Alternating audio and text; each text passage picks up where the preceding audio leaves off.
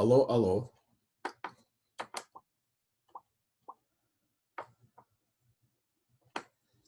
Heather, Sam, can you hear me? Sie haben Freunde, ja. We have here Bernard, who was with us in some sessions already, and we have Emil, who were in some sessions, and we are here in the kitchen where you be with us in 2 weeks. I take this camera off, or this audio. Second name was Emil. What was the first name again? Bernhard. Bernhard. Okay, Bernhard and Emil. Okay. So Sam is a friend who is going to visit me for my birthday, December 8th. So in about 3 weeks. And he's coming over from India and stops over via Frankfurt to see me here in Berlin, going back to Seattle. He is with Doug Engelbert, one of the early guys around the mouse and intelligence and hyperlink and so on.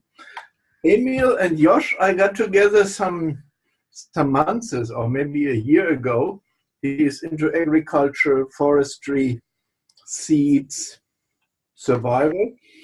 And Bernard is doing this Institute of Paradise Design. And I just, as we have some severe discussions here, I just wanted to say I'm still alive. And this is a group session on troubleshooting. So it is a group which meets since 1 or 2 years.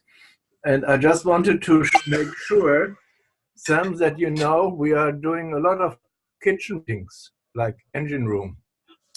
So did you say Institute of Paradise? Is that what you said, Heiner? Paradise design, yes.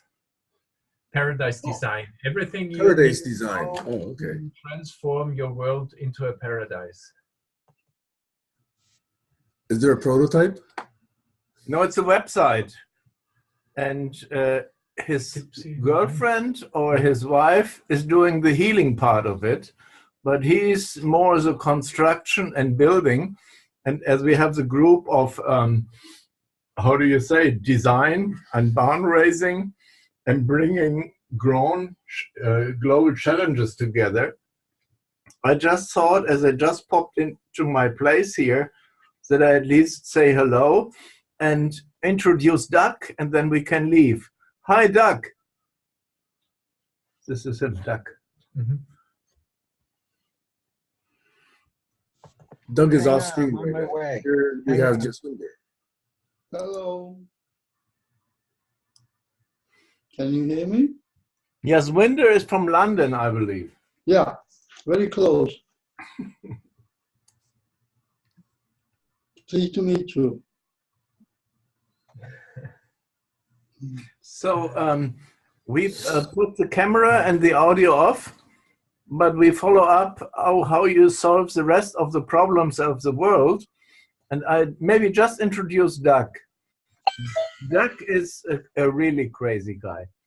We had a session and he asked me 20 minutes before about all my stages in my life. And then he repeated them, even pretending that he knows and understands a little bit about me, when I myself don't understand me. So anyway, it's good to see you all alive. And Doug, I think we introduce you a little bit more deeply another time. I think one of them has to go to bed, the other has to run away. I just wanted to show Sam my kitchen, so he might come in 2-3 weeks. December 7th and 8th and 9th, I believe. But I don't know if I'm there because I'm in Poland and then I have to be in Geneva.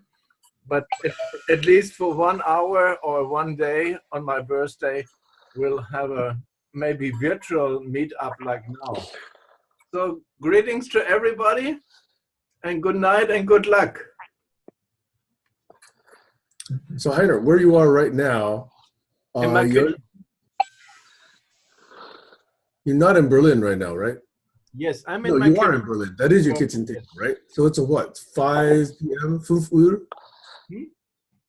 Is it 5 o'clock? Yes, in the afternoon? something around that. Okay. And this is Josh, an eremite in the Californian desert, a really great guy. And this is Anna. She's been around transition towns, I think around London. So that's my quickie of our three people sitting here alone without girls.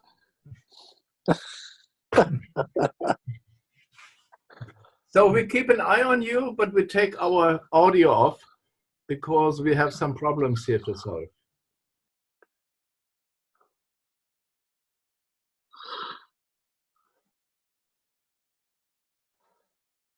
Josh, you look cold.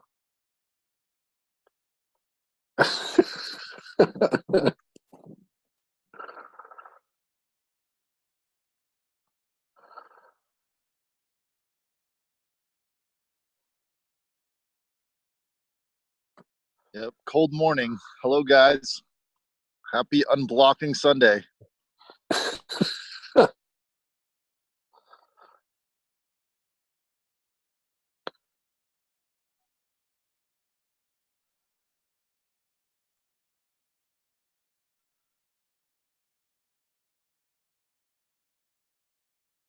So I'd like to do a check-in, if everybody would be game for that. From a place of embodiment, meaning where are you at this minute? How clear or unclear and distraction-free are you? And how do you feel?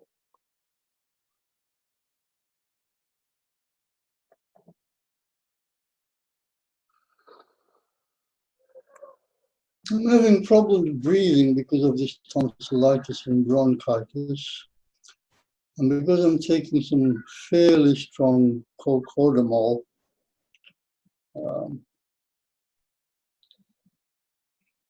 thinking is kind of fuzzy. It's kind of like I'm in a meditative state, but not getting anything. And I've become forgetful. And I quite like it.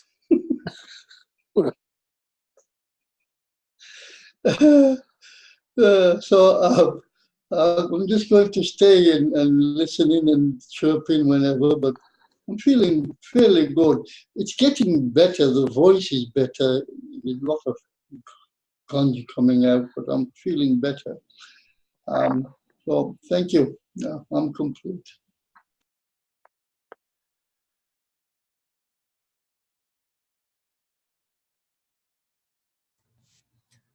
Well, Doug, to answer your question directly, on a scale of 1 to 10, I would say I'm probably at about a 2 right now as far as being distraction-free and settled, implying I'm likely to be distracted.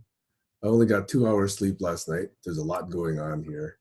So I am not currently 100% focused. Probably about 2, maybe 3.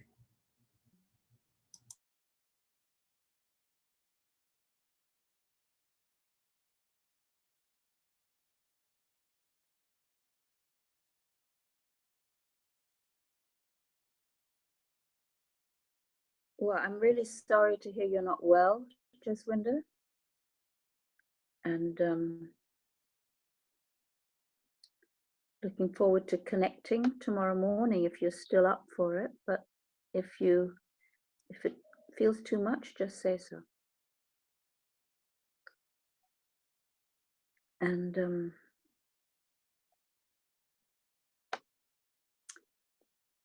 I feel fine. I don't really have anything specific on my mind, but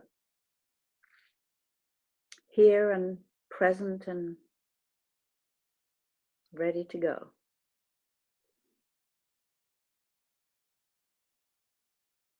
That's me.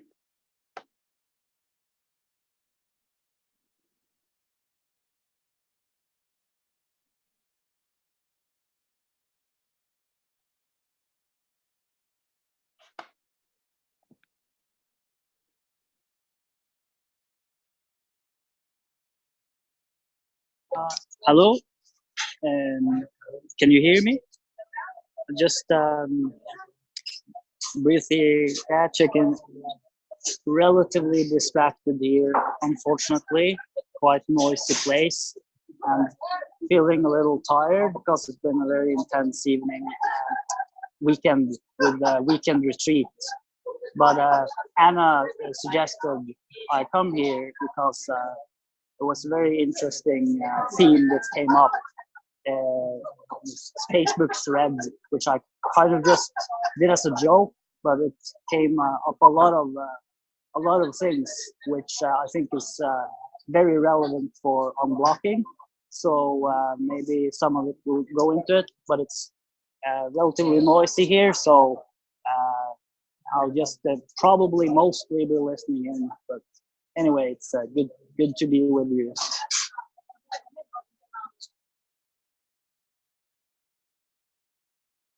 Good job. I was just saying hello to Colin.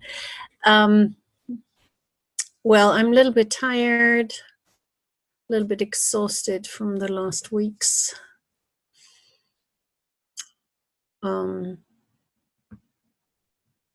Okay. Yeah. I was more housewifing today, washing laundry, things like that. So I'm here, and good to see you, Glenn. I ticked off the conversation after the post.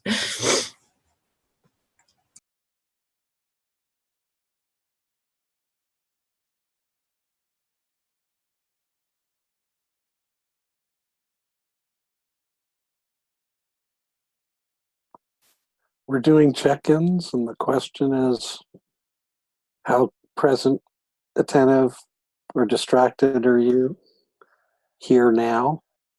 How do you feel this minute?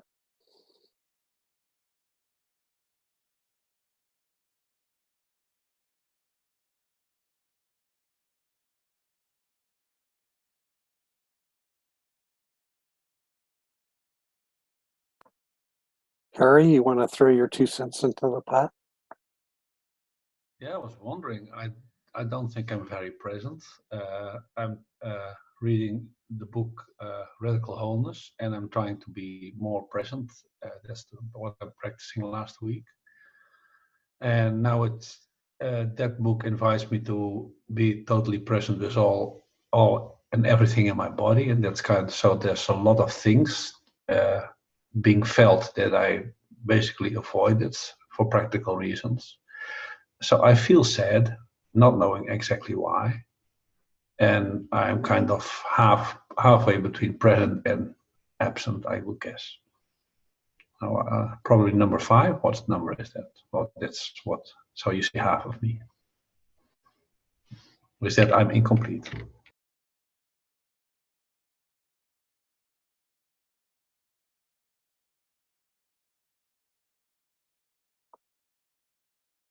Josh? I'll just check in. It's about 30, almost freezing, 0 Celsius. So my phone is about to die. It's got 12%. It just had 60%, and it just went down. So I just wanted to check in, and I'm going to take this opportunity today to unblock all the things I've been waiting to unblock all week. So I'm going to probably die here on my phone, but I just wanted to say, hope everyone has a great meeting today, and I feel very present and ready to tackle this beautiful day. So wishing everyone well.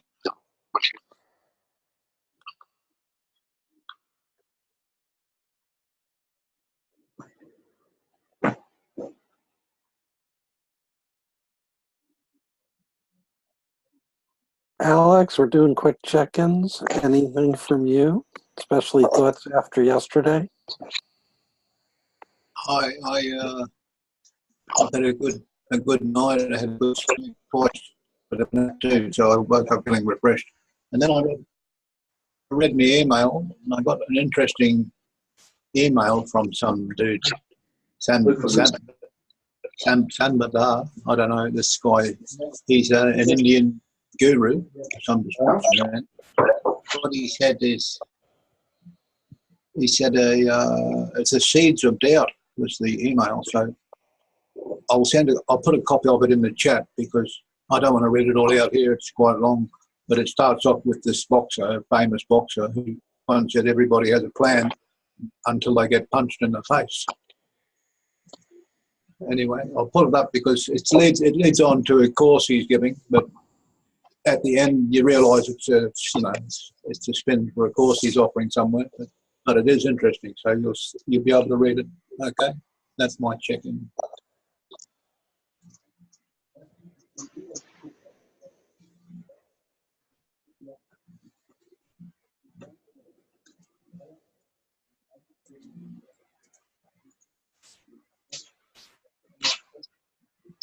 Heidi, would you like to check in? Yes, I can check in. I'm not yet really present with you, but I was quite present the whole day.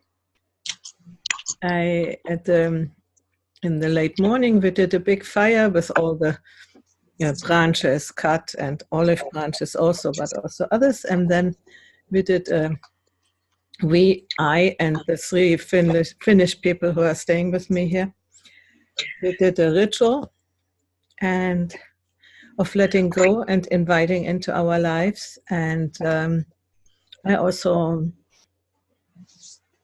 now I cry, I did a sort of farewell for Mark. And and I was working still a little bit on the video where he spoke, and so I'm still a little bit there, but I will come back. And I read a beautiful book, half book I've done, which Lucy has sent to me. It is called The Light of the World, and wow, really beautiful. So I cried too, so I have today the crying day, so no problem, I hope.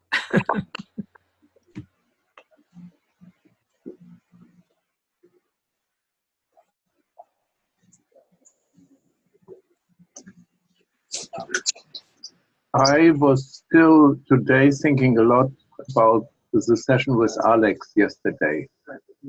And today I got up and we went to something like a morning brunch reception. It was by the foundation bringing the life of the bees together with the philanthropic sector. So we had a very interesting session of people, and I have 2 friends who I invited, and we are just presently sitting in the kitchen, and we have this sign. Can you see it? Not hearing, not seeing, closing, no, not speaking, not hearing, not seeing. That's the symbol we encounter everywhere, and I think we are trying to do it different here. I was on the other monitor with you, and I really hope we sometimes have more such Sunday sessions, because they were always very important for me.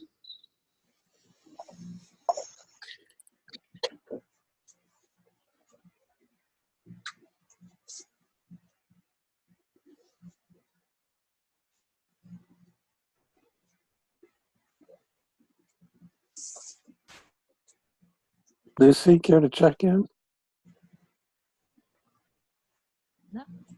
No. Was there a certain style? I heard something. Yeah, there were sort of a two-stepper. One was how present and distracted are you right now here this minute, and what are you feeling? Okay.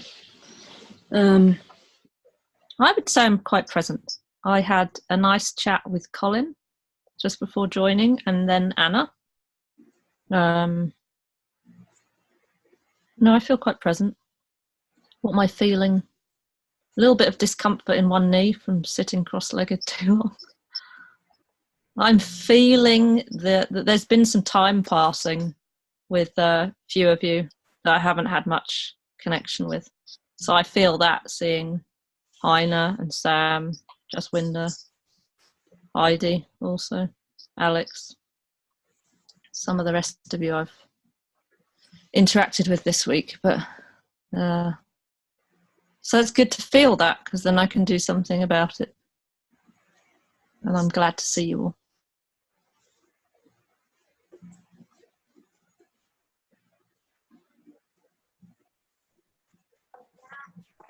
Colin?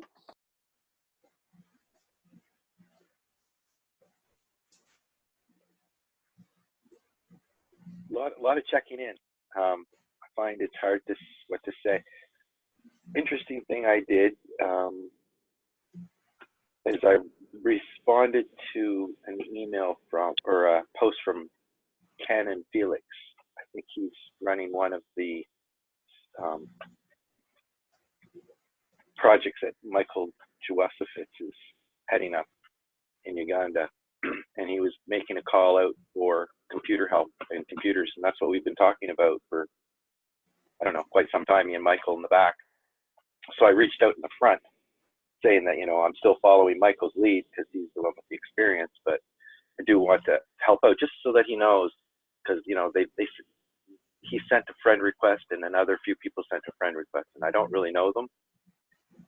So I can only deal with so much at a time. So I don't mind interacting, but it was interesting that I actually saw that call to action. And so that was a very present thing for me. And I'm thinking about that, what may happen because of that. And his reply was very interesting. He said, thank you, and something about for what you're about to achieve. So he framed it as if it was going to happen. That was really powerful. Anyway, let's just leave that.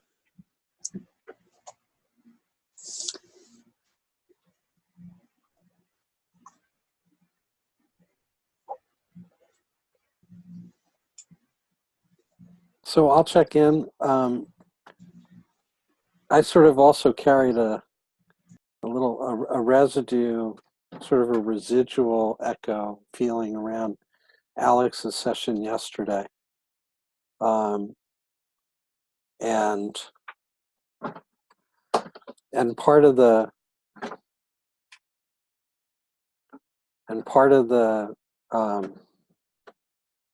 motivation for the check-in question is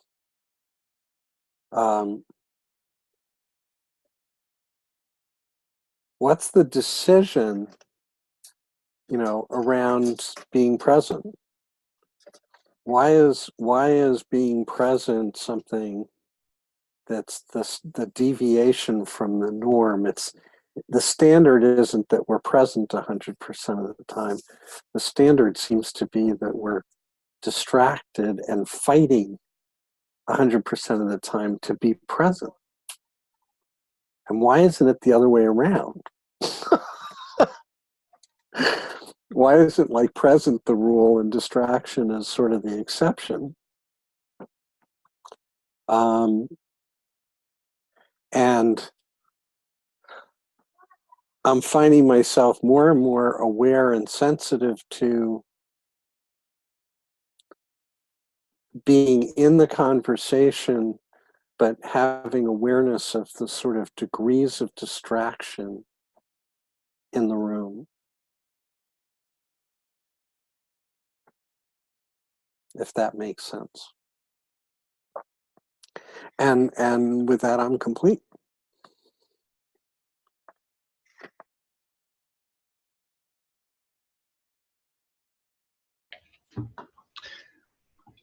I like the question, and the answer that comes up without thinking is, I don't know how to be in the present without losing any control over what might happen. I can be in the present, but I would tend to forget about cooking and eating and sleeping. And like yesterday, it was a day off for me, so it's like I can do what I like. And I kind of started working, and then at a certain point, it's 2 o'clock at night, and that's not very practical. So that's how it feels for me.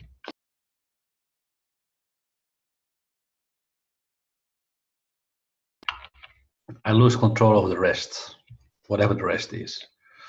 Yeah, there's always just the present, but there's seems to be some sequence of events that I would like to have happen in a certain way.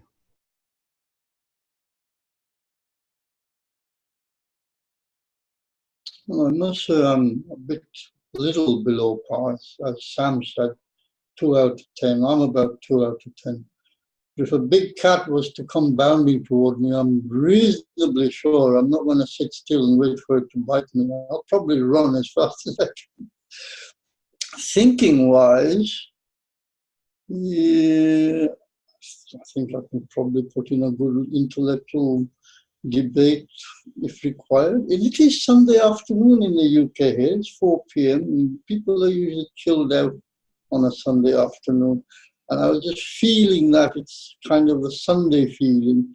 And it's Remembrance Day as well, the world over. And that's the other thing that's going around. So I think I could probably muster up about 70, 80% attention if necessary. Please don't make it necessary.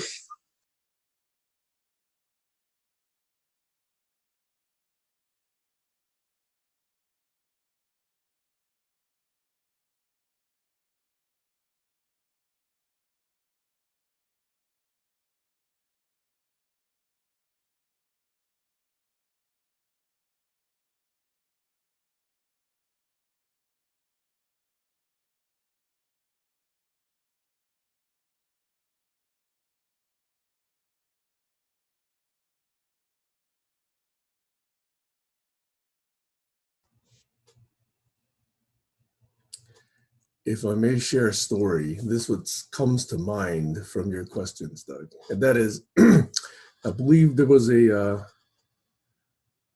think one of these success coaches, I forget what his name is, not one of the most well-known guys, but probably second tier.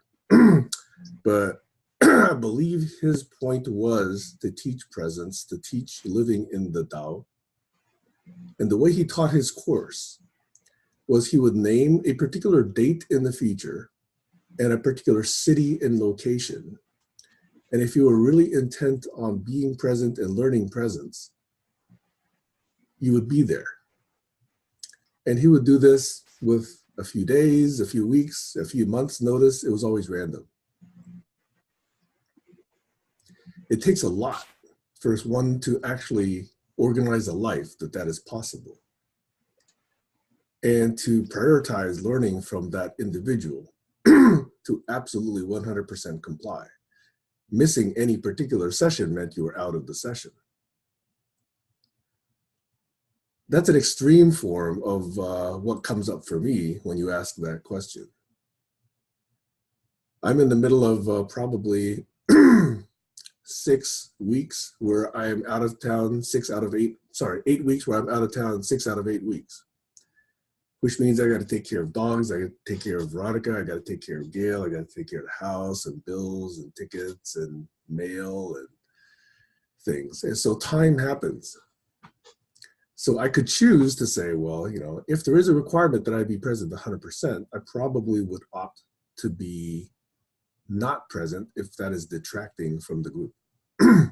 But I choose to be present to get whatever I can and to contribute whatever I can, because in my 2 or 3 or whatever level, 20 or 30% level, I feel that I can still consume and I can probably still contribute in some small way. Now, mostly I am not like that. When I'm not in a period of 6 out of 8 weeks when I'm traveling, usually I can be at least 7 or 8 or 9 out of 10 present. So this is a particularly difficult, from this particular standpoint, stretch of time for me. Like Jaswinder, it is curious. If we require complete presence, I would probably not qualify or be eligible at this particular moment. Over.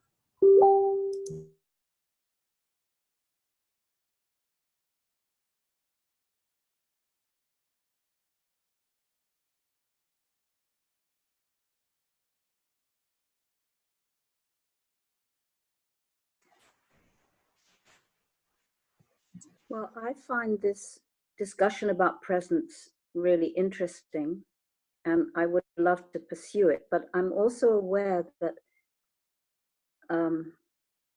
I mentioned to Glenn the possibility of coming to this meeting because there was something online that I felt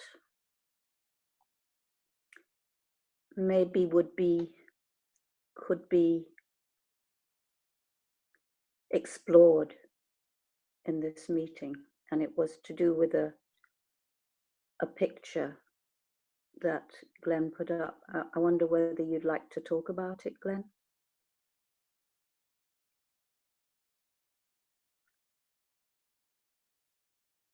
Yeah, sure, briefly. I'm really sorry I missed yesterday's session. I mean, it's been really hectic this week, but I'm definitely gonna watch it. So that's why I'm a little bit distracted, unfortunately, because I'm sort of heading home, but I just stopped at a cafe. But yeah, so I don't know to what extent you want to explore this theme today. I mean, we can go any way we want, but what I could just briefly say was that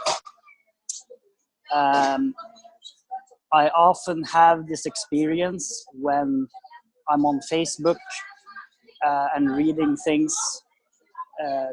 Somehow it just feels very dull. I don't know why, but sometimes I read something and it's I agree with it, or I think I agree with it, and I sort of like it, and I put it aside.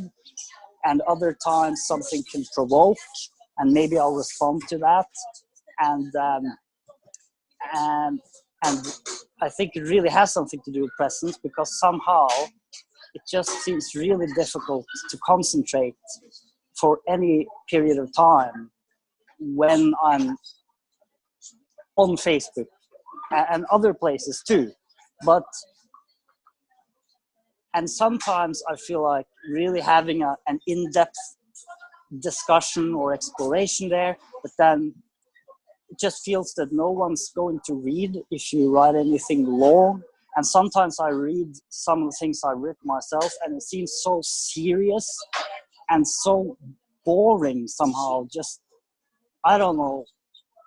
And then, so sometimes I feel this wish to just share something really absurd. And I got this image of a picture of Hillary Clinton as a vampire. And for some reason, I thought that was so hilarious. And it gave me so much joy just thinking about it. And I know it sounds very strange, because I have nothing against her. I don't have anything against vampires either, by the way. But it's like, but it was something very absurd and dramatic about it. And anyway, so I felt like sharing this in a post. But I kind of had a feeling that might get some reactions. So I wasn't really planning on keeping it there. It's still there, actually, but I'll probably remove it a little later. But then it did give rise to some reactions in that thread, and I found that those reactions were very interesting.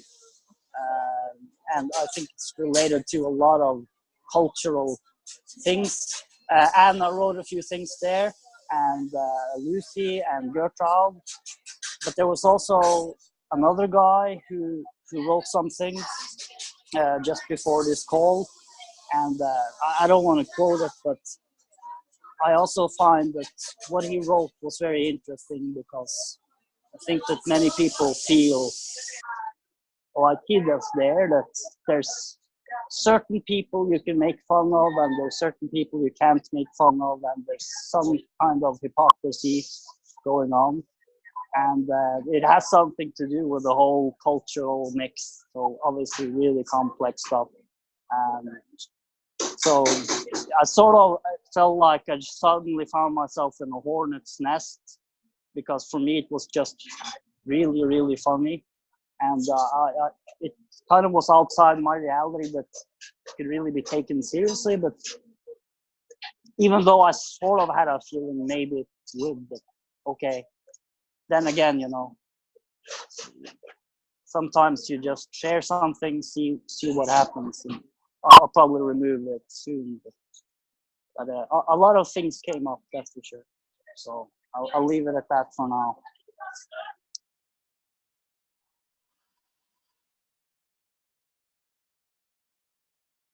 Something that came up for me was the idea that the individual success and the group success have a strong connection.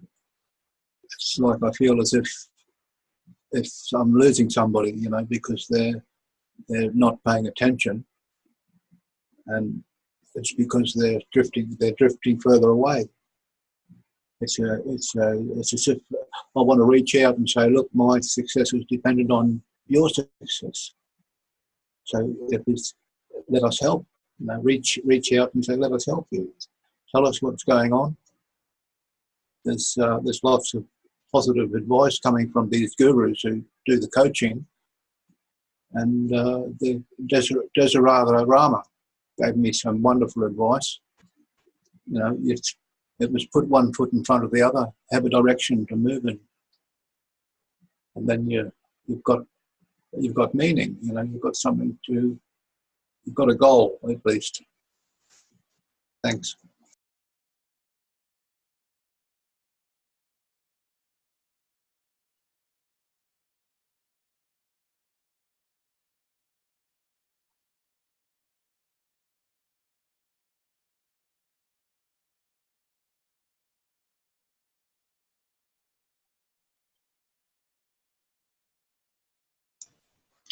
Sam was asking what kind of picture it was. It was picture of Hillary Clinton as Dracula with the eyes and teeth. I found it offensive. And it was not so much that I was hurt, I personally was hurt, but there is something, maybe I can tell a story or a little. I have a curly haired blonde daughter. And for some Christmas some years ago, she gave a present to her father about jokes about blonde women. And it was funny. We had a wonderful time. It was really nice. I mean, she did that and it was great. But if anybody would tell those jokes in public, I would be offended very much. So this is funny. It really needs the right context. And what I found, Glenn, was that you don't distinguish. And there is like, let's have fun, and using a picture that finally led to a bomber sent mail bombs and the lock her up chance and killing people in Philadelphia. I mean, it's like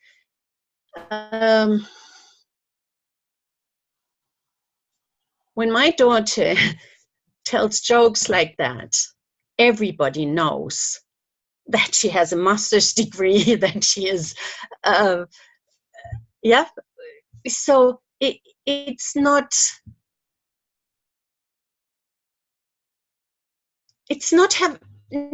having fun. I love when you do that with your own people. It's funny and everybody has a good time. But what you did was just to feed into that narrative that led to horrible things. And the whole misogyny and yeah, all this and demonizing women,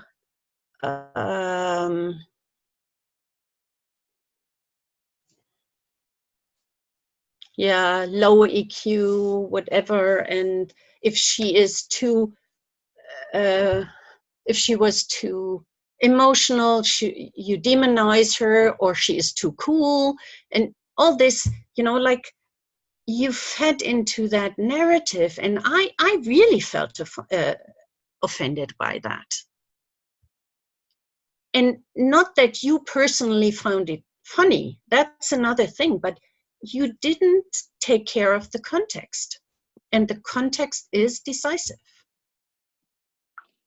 And I'm not, there is this guy, I think, who wrote only left people are the good people. That's another context, which I don't agree at all. It's, yeah, that's what I want to say. Gertrude, is there, how could I, do you think would be a good way to clarify the context? Because I certainly didn't want to feed into that narrative. As I would read it, I didn't see that I did that, because I sort of wrote it in a very ridiculous way. But of course, if you have that impression, then, you know, that's important. But I wonder, is it really such that maybe Facebook is the wrong context all in all for any of that kind of humor? I don't really know. It's difficult. Yeah. I want to note that offense is taken. People take offense, so it's an action according to your own framing. And I'm interested to know what buttons Glenn pushed. It's not about Glenn. Glenn has his own sense of humor, and he explained that. And I saw the post, and I didn't feel any reason. I didn't like. It's an ugly post, but I didn't feel any reason or it needs to react to that. I just let go. But people are offended, and that's interesting. So, what's happening there? I'd just like to add my reaction to why I reacted to it, because it was different to Gertrude. So the post, I agreed with what Gertrude wrote. The post for me is just like juvenile humour, but not necessarily offensive. What bothered me was the fact that it felt to me like you didn't recognise Gertrude's concern or hurt or shock. That's the thing that bothered me. And instead of kind of, not that you have to apologise that she's offended or upset or agree, but just to see it, to acknowledge it and say, okay, I see that. And to me, it felt like you didn't do it at all. And you didn't do it over and over again. And I think that you have a very big blind spot when it comes to seeing somebody's hurt or somebody's offence, or you don't have to agree, but given what we share together, this process we're doing, for me, it's a core part that we see when someone is upset or angry or offended. We at least acknowledge it. So that's the thing for me which bothered me. I just want to say, I really felt I saw that straight away. I felt it all day. I felt really upset about it, actually. And I recognized it straight away. Then why did you write what you wrote, Glenn? Why did if somebody says ouch and you immediately poked it again? You didn't, in that, if somebody just sees that dialogue, which is all we see, we don't know what your experience is during the day. The way to interpret that is that you haven't seen it at all. What could I have written to make that clear, do you think? To ask, what is it that's shocking? Tell me about it. Well, not to ignore Gertrude it. said that it fit. Yeah, Gertrude just said that it feeds into this narrative. And I get that, totally. Like, I'm so with her that you don't even know. But it's like, yeah. But why? Why is it perceived that way? I guess that's the question I'm with. Because the acknowledgement. I really get it. the acknowledgement of Gertrude as a person with feelings and a relationship to you, it feels like it's not there.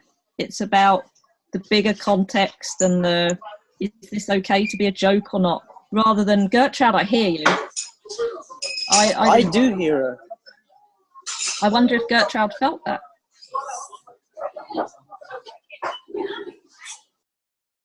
Actually, I was about to write a post, and then Anna, fortunately, took over to write a post. So I obviously don't belong to the people that know you and that you care about what they think. I'm not The sure way you about wrote that. it was like, people who know me know that's a joke, and the others have their thoughts. And I thought, okay, I obviously belong to the latter. I think this. Sorry about that, by the way. I think I need to come to Glenn's defense here because of a comment that was made by me yesterday, and Gertrude got upset about that. I think this may be slightly oversensitive, but I have a question for you, Gertrude. What aspects of not just the picture, but Mrs. Clinton now, what upsets you about her being caricatured in that way? The answer to that question is, do you know of her recent past history? So those two questions, I think, need clarifying before we go further. I think she did clarify her point, Jasminder, when she explained. Glenn, I was the first. No, this question was directly at Gertrude.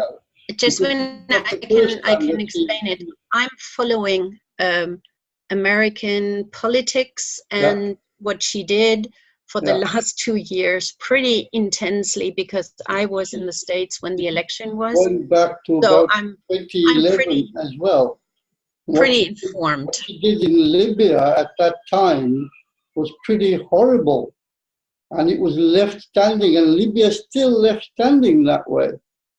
So this particular woman is no angel by any stretch of anybody's imagination. And this is not the first caricature of her to appear online. Many like those have already appeared. And if, for example, it was Mr. George W. Bush, we wouldn't even blink at it. So it's kind of behoving to ask the question, is this the sisterhood standing up for each other? Because Lucy is standing up for you, and her only defense is that perhaps we should have realized it would upset a member of our group, and that we should No, you haven't heard at all what I've said. Sorry? You have not heard at all what I've said. Right. I'm saying that we are here in a group process. Right.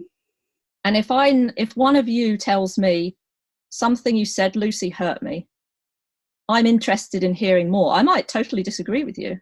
I'm not going to take responsibility for your hurt or your anger or whatever, but I'm interested, and I will express that I will make sure that you know that, because I believe it's an important part of what we're doing here. Yeah.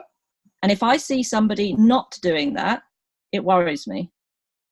And I don't think Hillary Clinton's politics or history are relevant. We're not talking about, is she good or bad? That's just going to take us off on a tangent. I want to make sure. Heidi's been raising her hand for a while. Yeah. I'm sure she gets the mic. I would like to, I have now seen the picture, and what Jaswinder brings up, if the person is good or bad, and if it is Bush or Hillary, I think in the level where we try to be, that's just not possible to characterize people in this way. It's offending deeply that to demonize a person totally independent of who they are. I mean, women are easily put in certain categories. in this way, especially if they peek out their head and try to do something in the world. And we don't have women role models. And if a woman does something wrong, it seems to be completely different than if a man does something wrong, especially in the public sphere. So it's not a reason to accuse anybody more than anybody else. This is one thing. And we should try to see the positive thing in people, at least in a community as we are. And to represent them for joke or not joke in public like this, even if needing to do a joke like this, it to me seems absurd, you know, because it is demonizing humans. It is making a joke at the expense of others. And I think this is like our society and worked for a long time, and it's still working. And it's also sexual presentation of women is more or less the same thing. We should really go to a respectful and appreciative way of being with people and presenting people, and not that. So it's not sisterhood. It's just outrage of my own how to see other people. That was the comment. Jaswinder, hold on a sec, Sam. Without particular regard to my own position on Clinton, what I would like to be sensitive to at this point is how close are we to being politically correct? I think there are many people who can actually express an opinion and offend quite a large number of people. I do that all the time. I continue to express opinion because my job is not necessarily to make sure that it lands with 100% approval or acceptance. So I think that there's a boundary to be aware of about where we become too politically correct. And I think that is an unhealthy culture. I'm not saying the picture was right, but I'm saying that allowing someone to post a caricature has never been an issue if that caricature had been of Trump, for example. There's probably 1 billion caricatures of Trump I come across every day. Now, I don't post them to GCC, so that might be the difference. But I'm asking the question. I don't know the answer, but I think there's a dangerous answer that's possible. And I would like to see us be more discerning about how we have engagement and disagreement. Over.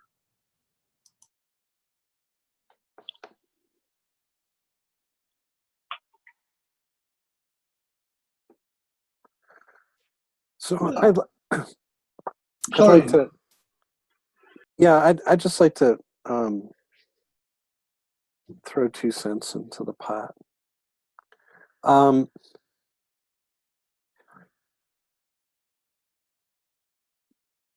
The focus of Sundays is about people to people, nose to nose. And it's about how the value set and the way we approach dealing with, talking to, sharing, relating with each other. Like that's the beating heart, belly of the beast part of it. So if anybody is reactive in a powerful way, and especially in the context of this being a container that's based on trust and safety. So it's not that just that people can be reactive, but it's that this is the place where if they're reactive, we invite and welcome and want the share of that. We want to make sure that everybody knows it and that everybody is tuned in, because if one person is reactive and disconnect, because reactivity also means disconnected, distanced, and in some way diminished or cut off from being part of. That's sort of goes hand in hand with the idea of reacting to something. And the more powerful the reaction, And the more sensitive the person, the more valuably critical it is for the group to be tuned into that and sensitive to it and coming from care and love and attention to it. And in this, it just what's coming through for me, because I didn't follow thread or comments or any of that, and I did take a glance at the picture, but none of that, that's sort of the story. And the story is never really relevant. The names and faces, facts, places, times, and events change. You know, there are a million stories in the Naked City. Like, that's the backdrop. But the question is, in the nature of the share from Gertrude, for Glenn, for you in it,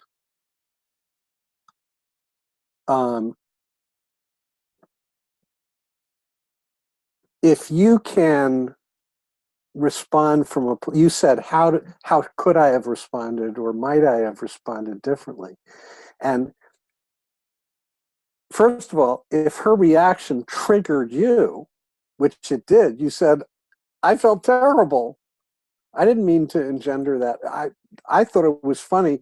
I didn't mean to engender that kind of horrendous feeling and response and reaction in anybody, right?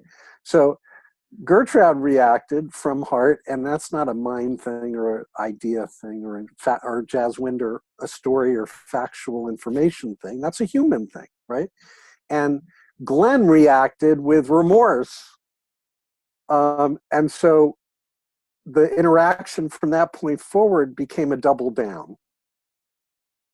He tried to respond by explaining himself that he didn't intend to, and Gertrude, in the meantime, didn't feel like she was getting heard or acknowledged. And it's that, you know, somebody saying Black Lives Matter and the other person popping up going, well, all lives matter.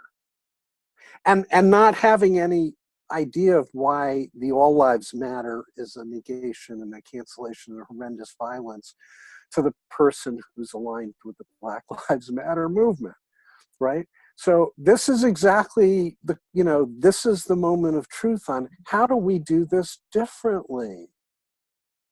How do we do this differently? So Glenn, if you had just turned to Gertrude and said, I am horrified that I might have hurt you. Just that, just like I hear you. I hear you.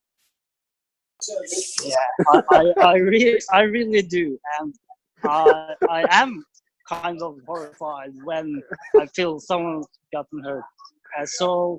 And I also really have to mention that what I wrote there was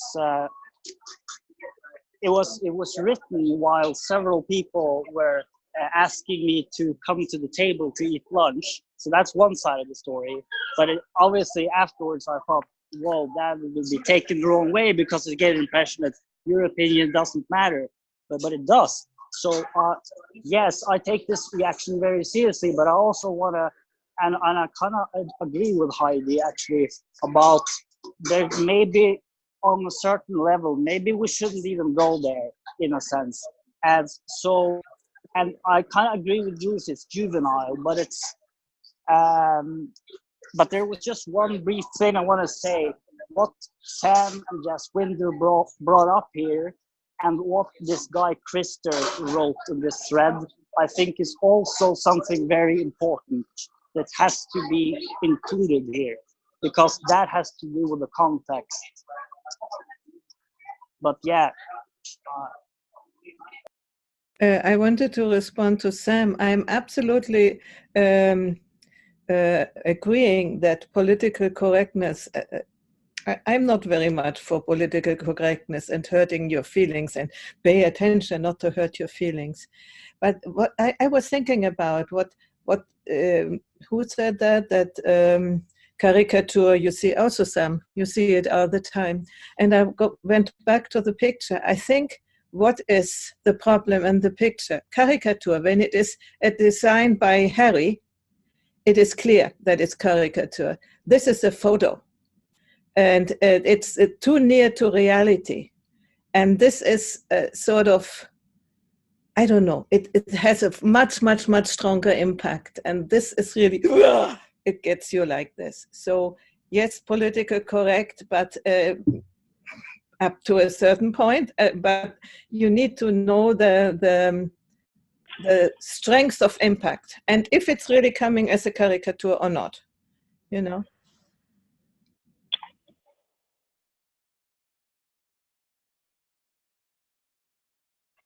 Well, I kind of accept most of that, except that in 2 days, Heidi, in my humble opinion, has overreacted twice, and people have come to her defense, and so not Heidi, Gertrude, and Heidi has come to her defense with more or less what Gertrude said yesterday, is that our society works and continues to work, which is acceptable to a certain extent. But it must be understood that if our society works, is it working at the expense of other societies?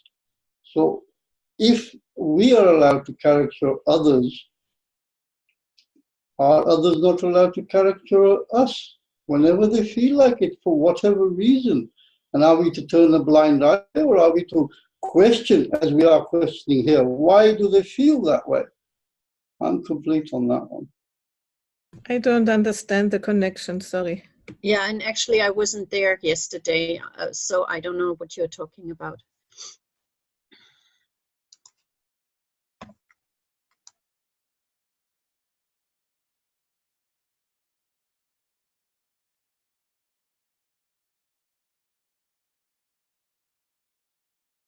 I wanna, and this is not taking it out of the subject. It's bringing in a parallel event that, through my lens, is exactly the same question challenge in a different context.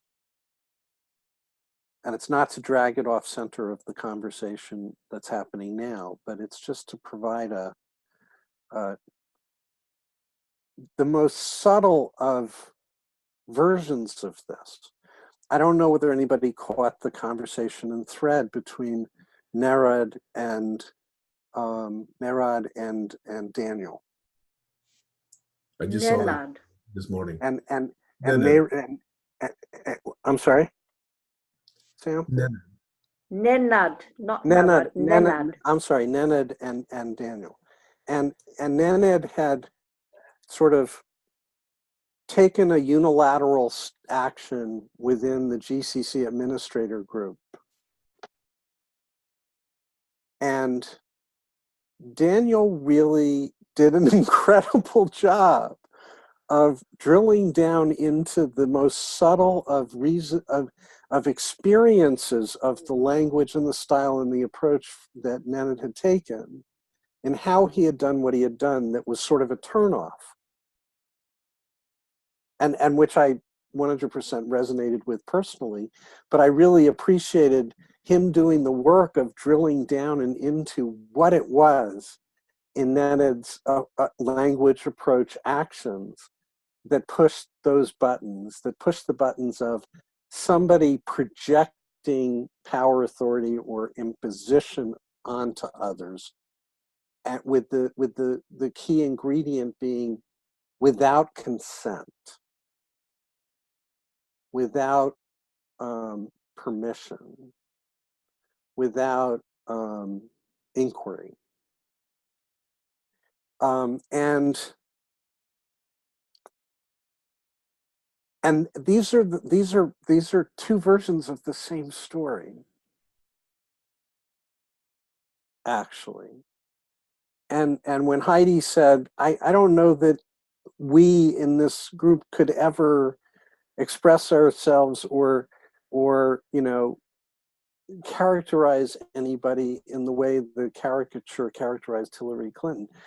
I think that goes to the essence of this. It's not about political correctness, is about what a particular segment of the population deems as acceptable or not acceptable for the whole population. And the sort of imposition and tyranny of that judgment. That's why it's political correctness, not just correctness. But here I think we're talking about a values-based thing, which is from a values-centered orientation. If we're human being-centered and the shared value we have is of mutual respect and openness and inclusion and acceptance and all of that stuff, and centering up in love rather than fear, and centering up in inquiry rather than being right, then that values core says there are just certain ways that are not really effective or constructive in how we express or share or project our thoughts and our feelings and whatever. And that doesn't mean we don't have them. And so yesterday, in a moment of fatigue and incontinence and all of the rest, I threw some serious shade on Jordan Peterson because I felt that from time to time. And Heidi was like, hold on a second. I really, I'm passionately a fan of Jordan Peterson, as are a huge percentage of people in the world right now. And in fairness, I took a shot. It was a cheap shot and I shouldn't have taken it. And I didn't restrain myself. I didn't exert the personal, self-discipline and I was lazy in that. I was self-indulgent in that, and I admit it. And to my own values, I was wrong in that. Not fair. And I'm also not going to be in judgment or of myself for having that moment. But I'm certainly going to own it. And I know I'm headed toward a one-on-one with Heidi that's recorded about it. But that's going to be about inquiring into that and seeing whether we can get to common ground and mutual understanding around it, which is like of the essence of what it means to do this right, for want of a better way of putting it. And I'm complete. Anna.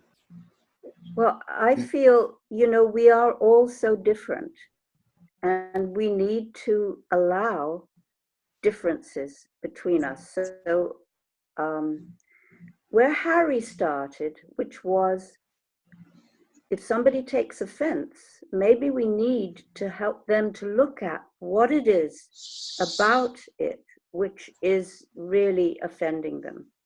That feels to me also a good way to approach this.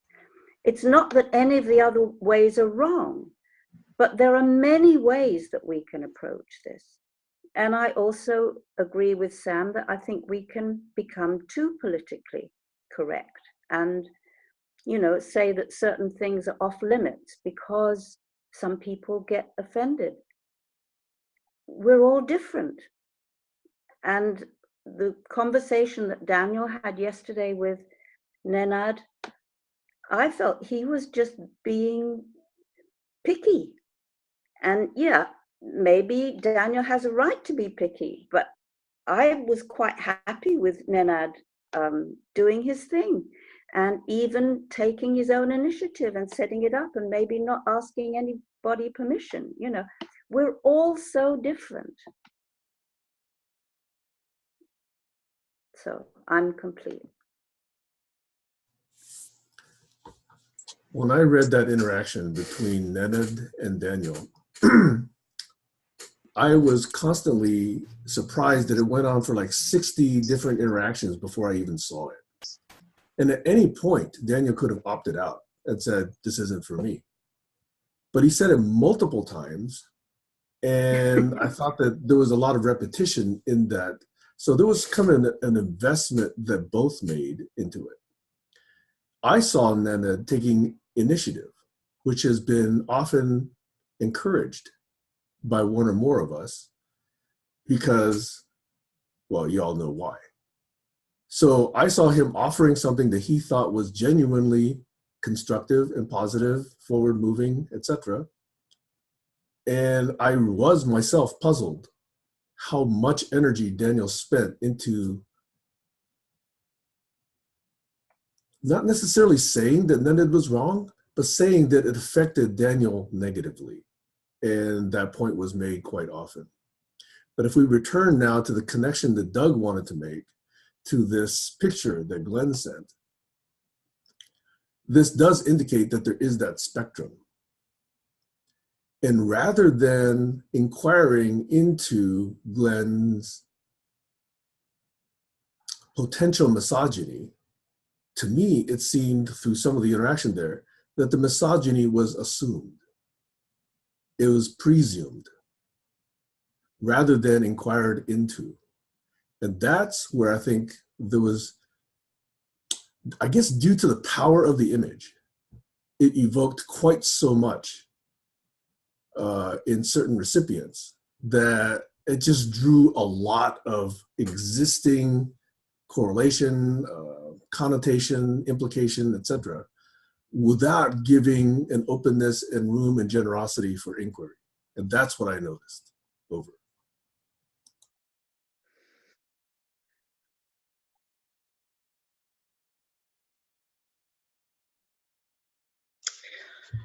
I would like to state that I never said or never thought that Glenn was a misogynist or had a bad intention.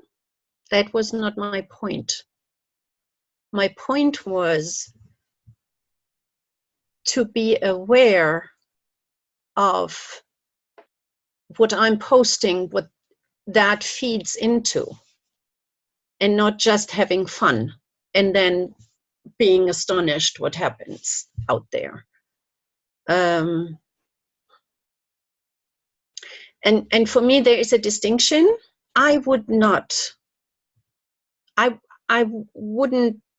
be happy if you had posted a similar thing with Trump. So for me, it's not exactly about her. And it's not about if I agree with anything that she does. It's about this, what you feed into and what people can take from that, like sharing the picture, not your joke, and then doing their own thing. Yeah, just to these are not your friends, even if they are called friends in Facebook. It's about being aware what I bring into the world. And so I said it was not personally that I was offended as a woman by you, but that this picture can be used for that and feeds into that narrative. That was what I was saying. And another thing is, I can be really against whoever says and argues or anything, but demonizing people with it, that's the line where what I want to draw. So like, because you are saying this and that, that's why you are a bad person. And I mean, you know, like Trump does it. And that feeds what Krista says, feeds into because they are left, they are good people. I don't agree with it. It's even if I like the positions and I want to, and I really think that there is more value conversation than on the other side. But to go against the person as a human being, that's for me a no-go. And that has nothing to do with political correctness. And so. Yeah, thanks, Gertrude. That's really well taken. And yes, I'm totally with that. That's the line for me too. And that's maybe why I felt uncomfortable about it and why I take this responses seriously, because I don't want to feed into this, and I'm trying to do something totally different, but obviously it's not successful in this form.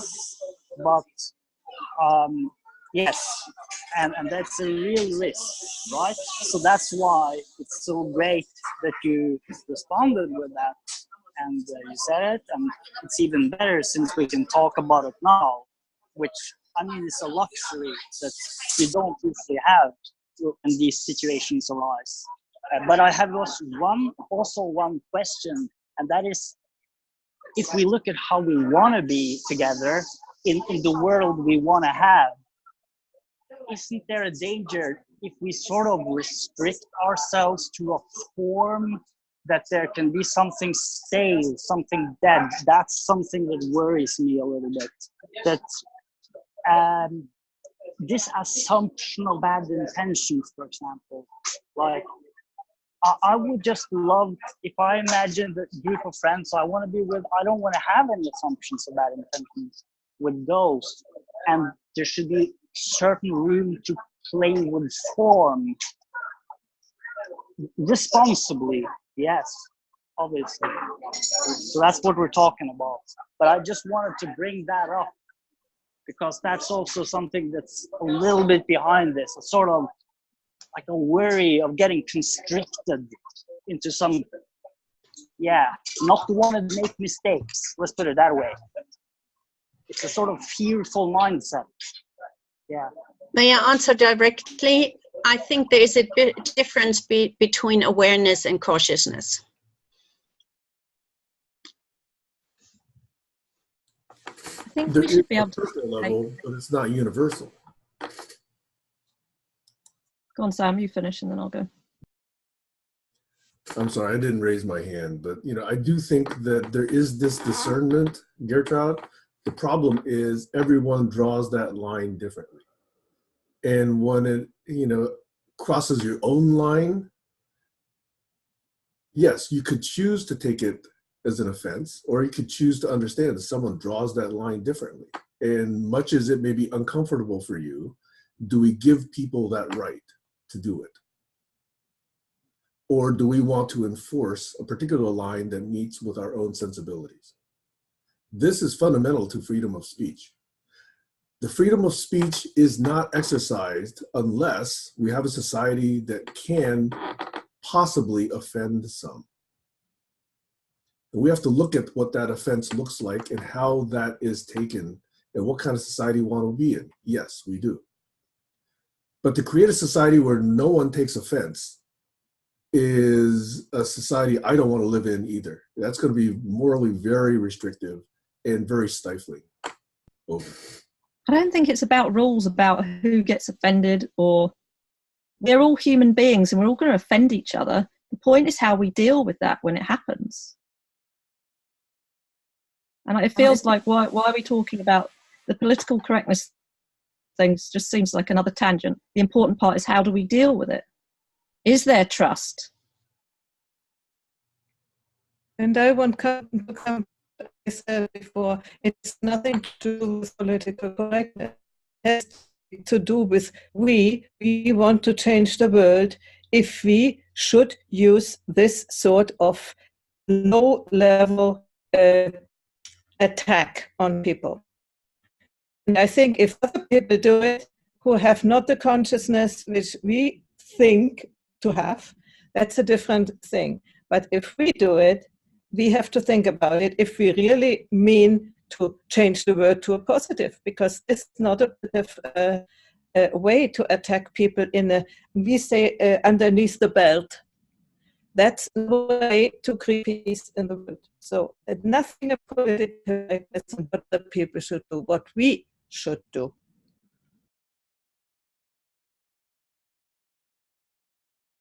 You raise a question in my mind.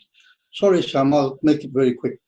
Just a small question. If the person really is demonic, and I hold that opinion strongly, that person is demonic, not just from her own side, but what she did outside her own side as well, why am I not allowed to say so?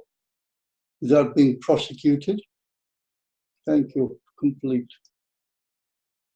Yes, sorry, you are allowed to say so, but it's just like that was actually not really at all my point. But you know, because I don't know if she, maybe I don't know about any of that. But where does that line go? I wonder. Like, I get that you shouldn't demonize another human being. Yes. Even if they behave demonically, let's say, okay, so she has a problem, right? That doesn't mean she's essentially bad. Doesn't mean she has to be bad. It's not a model that I would go for this new society, right? But where's that line drawn? Because I don't see that I demonized her. I thought it was just funny. I didn't devalue her directly, but others perceive it that way, right? So it's important. But yeah, this is where maybe that comes in what Sam says. It's misunderstandings because so many assumptions are made. Yeah.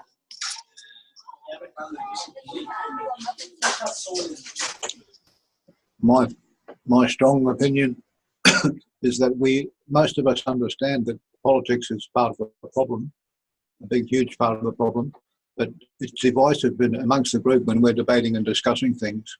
It's divisive, and I would encourage everyone to avoid taking political sides and posting political comment that are personal attacks or misogynist or sexist or racist.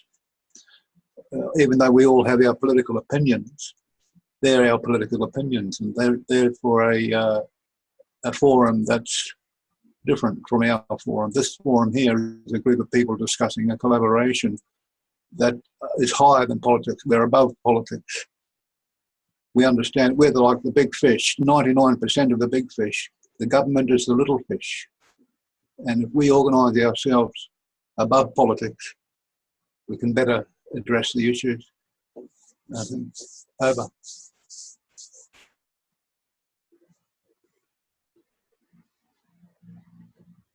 Come on, Colin, you've been waiting. How many of you are looking forward to this? Raise your hand.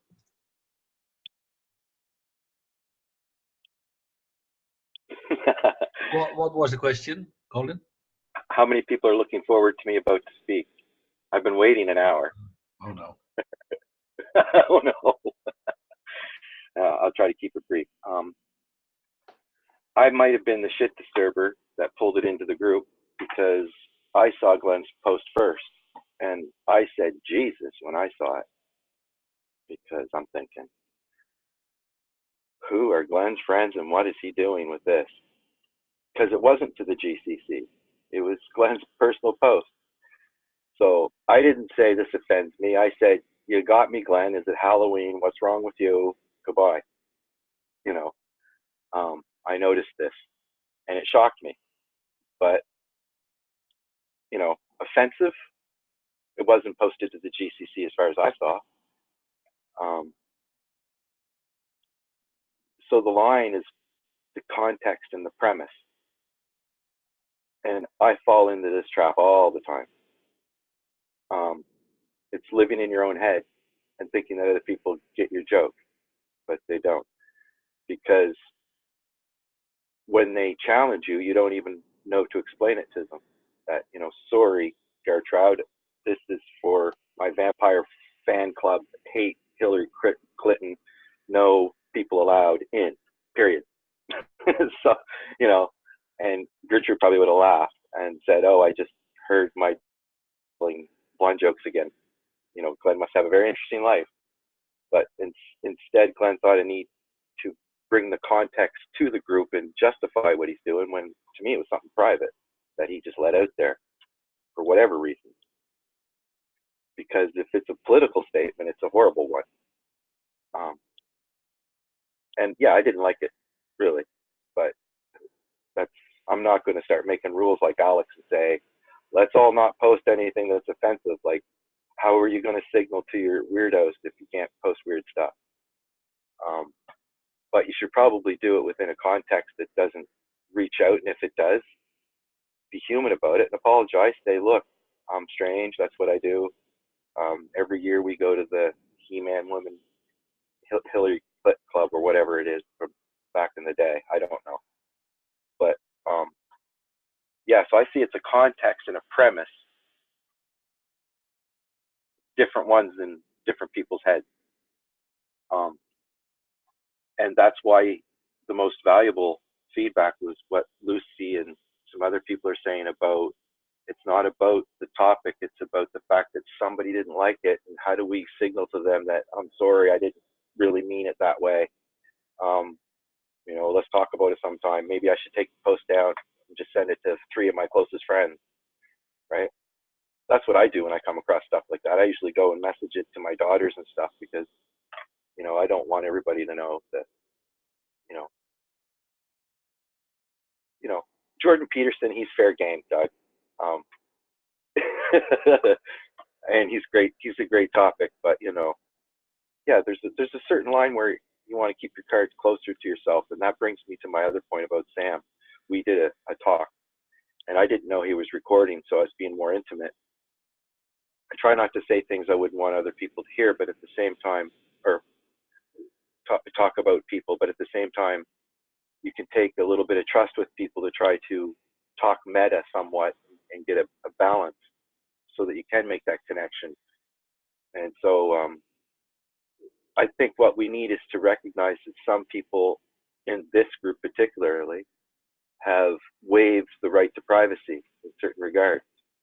And some people also have a badge on their sleeve that says, I am about everybody, all included, nobody left behind. That would be Doug. So there's, you know, that's not Sam. Sam says, if we can do something and progress together, then sure. And he'll measure that progress. And he says he's less, he's from Oriental background where they're less clear. Clear isn't the goal. So, you know, I said, what do you mean clear isn't the goal? He said, well, it depends. You know, and it's true. It does. So anyway, I think I'm going over my 5 minutes. But Glenn, the point isn't, was it funny, or do you want to share it? It's, why is it funny, and who do you want to share it with?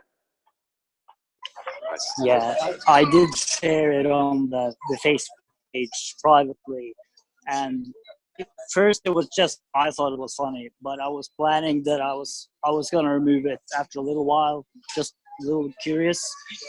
The reason I brought it up here was that the reactions that came, one of them has something to do with dehumanizing another person, and whether that's something to feed into, which I'm very worried about as well.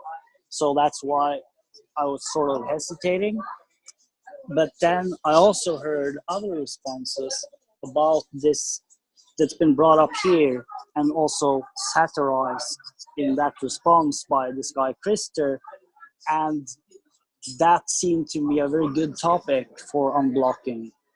So it was sort of opportunistic. It wasn't really meant at all for you, but it just came up. Anna suggested it, and I thought, yeah, this is actually a very interesting topic. It's maybe really something to look into. And I very much agree with this. We shouldn't demonize anybody. Everyone has to be included. Yes, I think it's the only way that's going to work. I'm not sure if there's an only way anything's going to work, but I forgot to mention about the privacy thing. So it would be nice so that people have different types of not all included in this bucket or this bucket. It's, we're all here for good purposes. And it's more of a petri dish than a assembly line. And the fact that some people have waived or work in the open and have the discipline to be able to do so would be a good way to say it, as opposed to waive their privacy. That's ridiculous. They've managed to find a way to work in the open and have a larger boundary of ability. I don't know, some people call it braveness, or a larger domain of what they're willing to share, more than what I'm willing to share. And therefore, I have to have a way to signal, like push a button on Zoom and say, you're not recording this because I'm saying it, and be conscious of that. And so if Sam wants it recorded, he'll have to take that up with Zoom because that's my privacy button. So I think that's missing from this context, and you needed that privacy button with your post too, Glenn, I think. And I'm trying to signal that the way you do that is keep it closer to yourself. If you want to throw it out to your close friends as an experiment, which I'm one of your friends, so I got in there and I said I don't want to play this game, right? But I signaled to you that because I found it shocking. In fact, I figured if we were going to have a conversation about anything that post had, it would be harvested out of there somehow and brought to a new forum, dressed up, not in that forum. That forum was, again, for your buds who like to do vampire stuff, whatever that is.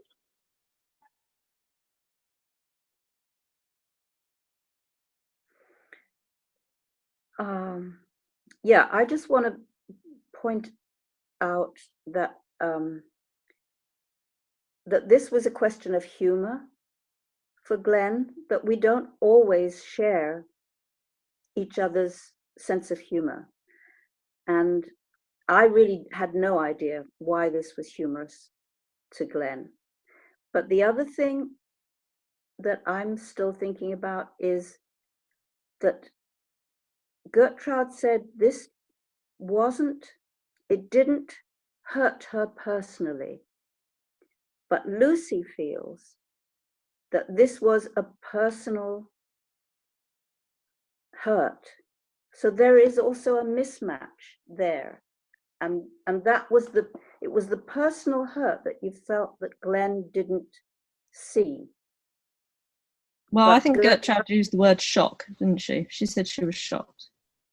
So I maybe used artistic license to say hurt. But yeah, for me, the piece in this whole conversation, which is the rest is not so important. The piece for me that's really interesting or crucial is someone going to hear when another person says, this bothers me, this doesn't feel good, I'm hurt, I'm scared, I'm, whatever.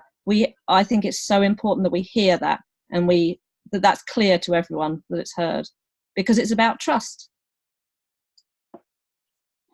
And I feel that seeing that kind of dialogue is like, okay, if I tell Glenn, oh, this hurt me, we've already had that experience. And that's why I think, for me, this is an issue. I want to know I'm sharing these really personal things with people who see when my feelings are hurt or when I need support or understanding, or I think it's vital to what we're all doing together. There was something else that Jaswinder had said earlier that I also that pushed a button for me that I think is common. I don't believe there is any possible human emotionally centered reactivity that is ever invalid or too much. So characterizing somebody as too sensitive or hypersensitive to something, I think intrinsically risks diminishing or invalidating the fact that they have a reaction. And I don't assert or suggest that this is for everybody, but I just really believe that honoring self, if I'm in service to and honoring the best me, being sensitive to and honoring others on the same basis, and recognizing and acknowledging and hearing their share, especially when it's something that's been triggered, hurtful, harmful, evocative of fear, evocative of any of those kinds of heart-centered things, it's always valid. It's always worthy of my attention and immediate priority over whatever and anything else going on.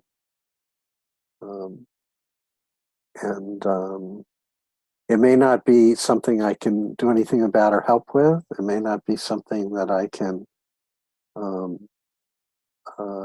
provide any value to that person, but at minimum, I want to make sure I heard it, I acknowledge that I heard it, and that I'm aware, and they know that I'm aware and present in that way, and I'm complete.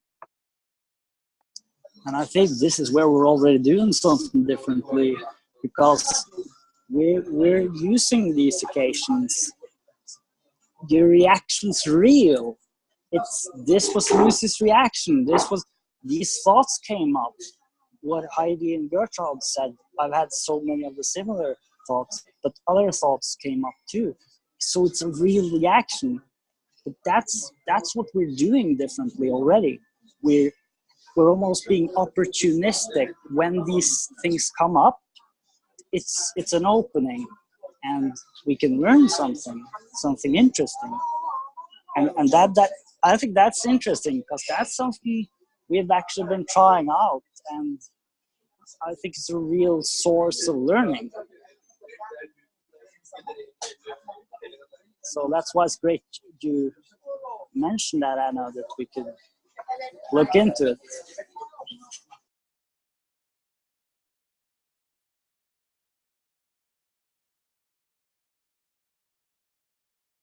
I was just going to type in here, people who live in glass houses shouldn't throw stones.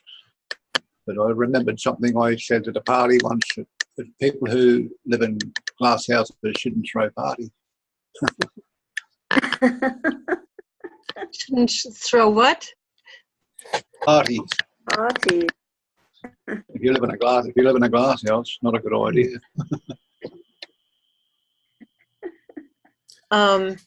So again, Yeah, go ahead. Sorry, go ahead. Okay, I'll try to make it quick. Two things. Number one, for the record, I have to say I am not a Trump fan. Also, for the record, I am not a Clinton fan. Okay, and there's a lot that I share about Hillary, not within the GCC. So that's idea number one. Idea number two, we have now spent 24 person hours on this particular close to 24 person hours on this particular topic. I actually am looking forward to the time that we can spend possibly more understanding that hundreds of square miles of rainforest is gone, or that continents of plastic are being created in the ocean, or that hundreds of square miles of glacier are being gone. It doesn't evoke the same emotional power of an image that is demonizing Clinton. But to me, that's much more obscene. Much, much more, by many orders of magnitude. And I would like to understand how we, or any group, focuses on issues of magnitude and impact because of what we can see happening globally and strategically. That is not to belittle individual offense or individual hurts, but I'm wondering, how can we come up with a way to deal with these individual hurts in ways that still allows us to focus on things that we do need to take collective action on. It is crucial. It's fundamental to the reason this group exists. Over.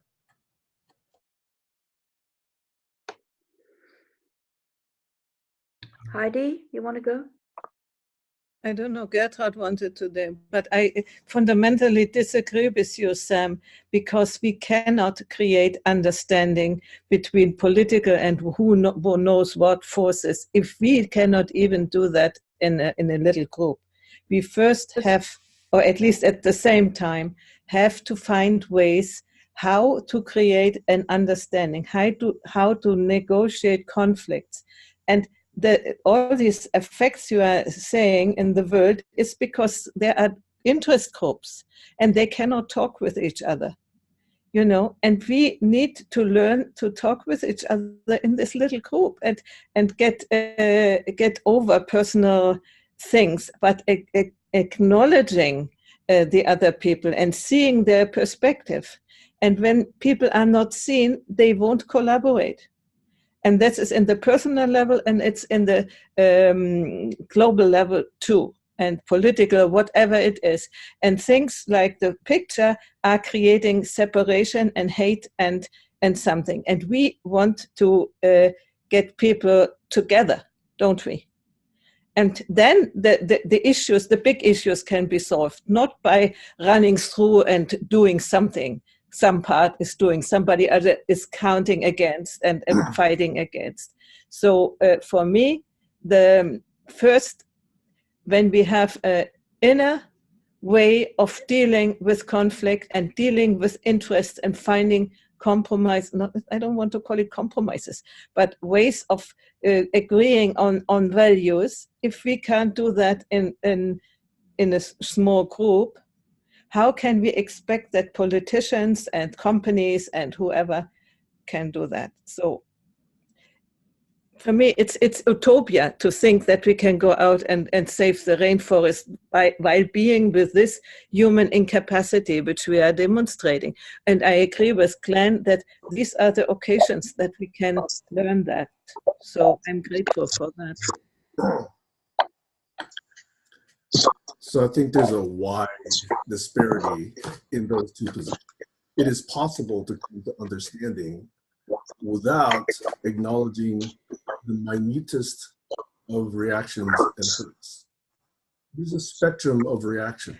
Sam, it is not about hurts, excuse me. It's about demonizing other people, non-acknowledging, non-appreciating other people's standpoints, other people's beings.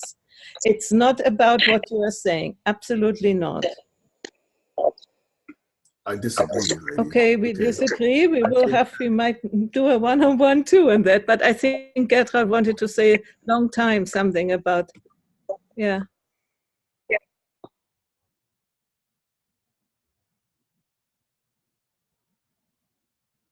I would like to come from a completely other angle.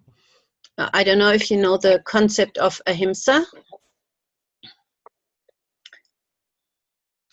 which is translated into harmlessness, which I find completely almost offensive to the word.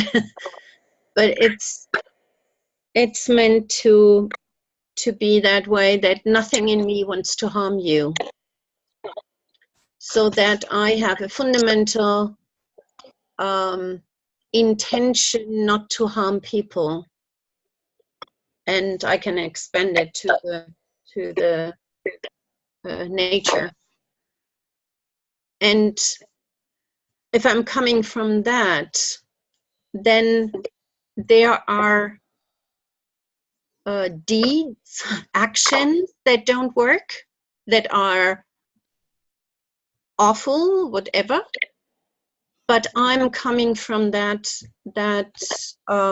place in which I accept others as human beings completely.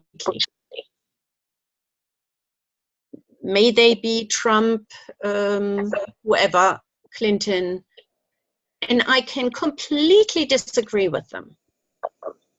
But for me, there is a distinction, and that has, for me, that has nothing to do with free speech. And maybe I'm German, so I don't know exactly what Americans, so the free speech concept is maybe different for me than for an American. But yeah, I really go along with Heidi. And if we don't do that, and this is my point, it's not, I don't think that Glenn wanted to hurt anybody, but just be aware of what we post, what we say, and really see if my intention is to hurt somebody and to demonize people, and just because they don't agree with what I'm thinking, and to be able and have another perspective. So for me, the rainforest and that has a very big value since I started to study. So it's in the late 70s, went to demonstrations and things like that. So, but I think it's really how we are together, how we are as people with each other, that makes a difference. And that was what I was addressing. And what Krista said, it's really like meant for humor, but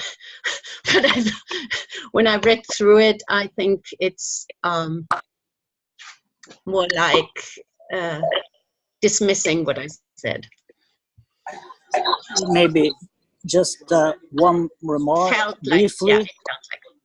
And I just also want to add, if it turns out that the only way to save the rainforests is ahimsa, then does that change something important? That was what I want to ask you, Sam. What if they're right, that demonizing isn't an option looking forward? Then surely that is relevant.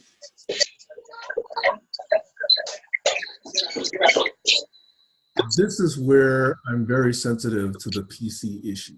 If demonizing is off the charts, then art is off the charts. Art, poetry, music, performance art is meant to bring different perspectives. And if some perspectives are invalid because of their impact, then art will disappear. It will be legislated. It will be overseen by the, MRAA, MIA, whatever that organization is. And we are in a dangerous slope going there if we are not able to see our own reactions to art, to extremes, to expressions. And then here's the second very, very, very un-PC idea, okay? I have never, since the days of the beginnings of this GCC, held this principle of global or universal inclusion as strongly as some others here within this group. Because at some point, we have to decide the earth is limited, it's finite. We don't have infinite resources. That inevitably will bring up a conversation about how many people the earth can support, and arguably we're already beyond that. And that intrinsically brings to bear this issue of, can we be universally inclusive? It's a dangerous question. I will potentially be demonized for asking this question, but it's a question not enough people ask. And it has many implications. Over.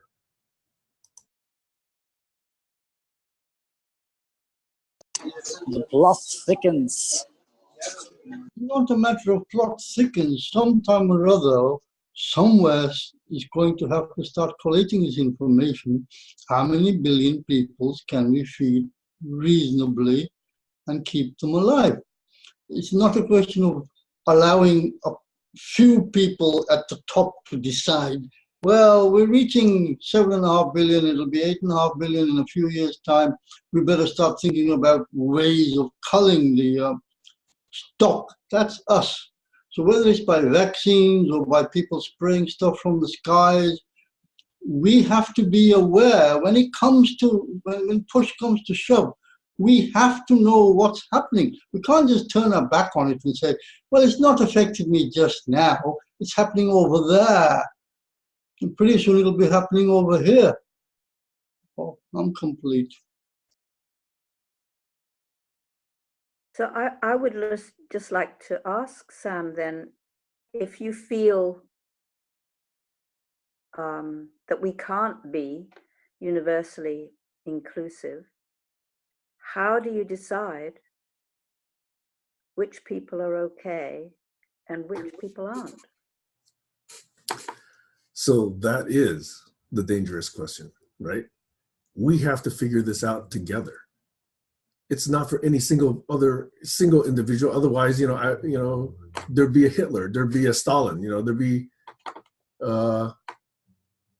whoever who takes that power and decides. We have to figure this out as a society. And we're not smart enough yet. We have not proven that we're smart enough yet to have done this. I'm here because I believe we can be, but we're not going to do it if we're always upended in every potential conversation about that with someone who takes offense at something. This taking of offense will slow us down in doing what is necessary. Now, you could say relating to each other as people is necessary, and I completely agree with that. But I think those are best done in one-on-ones, one-on-one-on-ones. But when a group gets together to do something bigger, the personal offenses, especially if we scale, will completely eliminate the possibility that we actually take meaningful action together. And that is my concern. Over.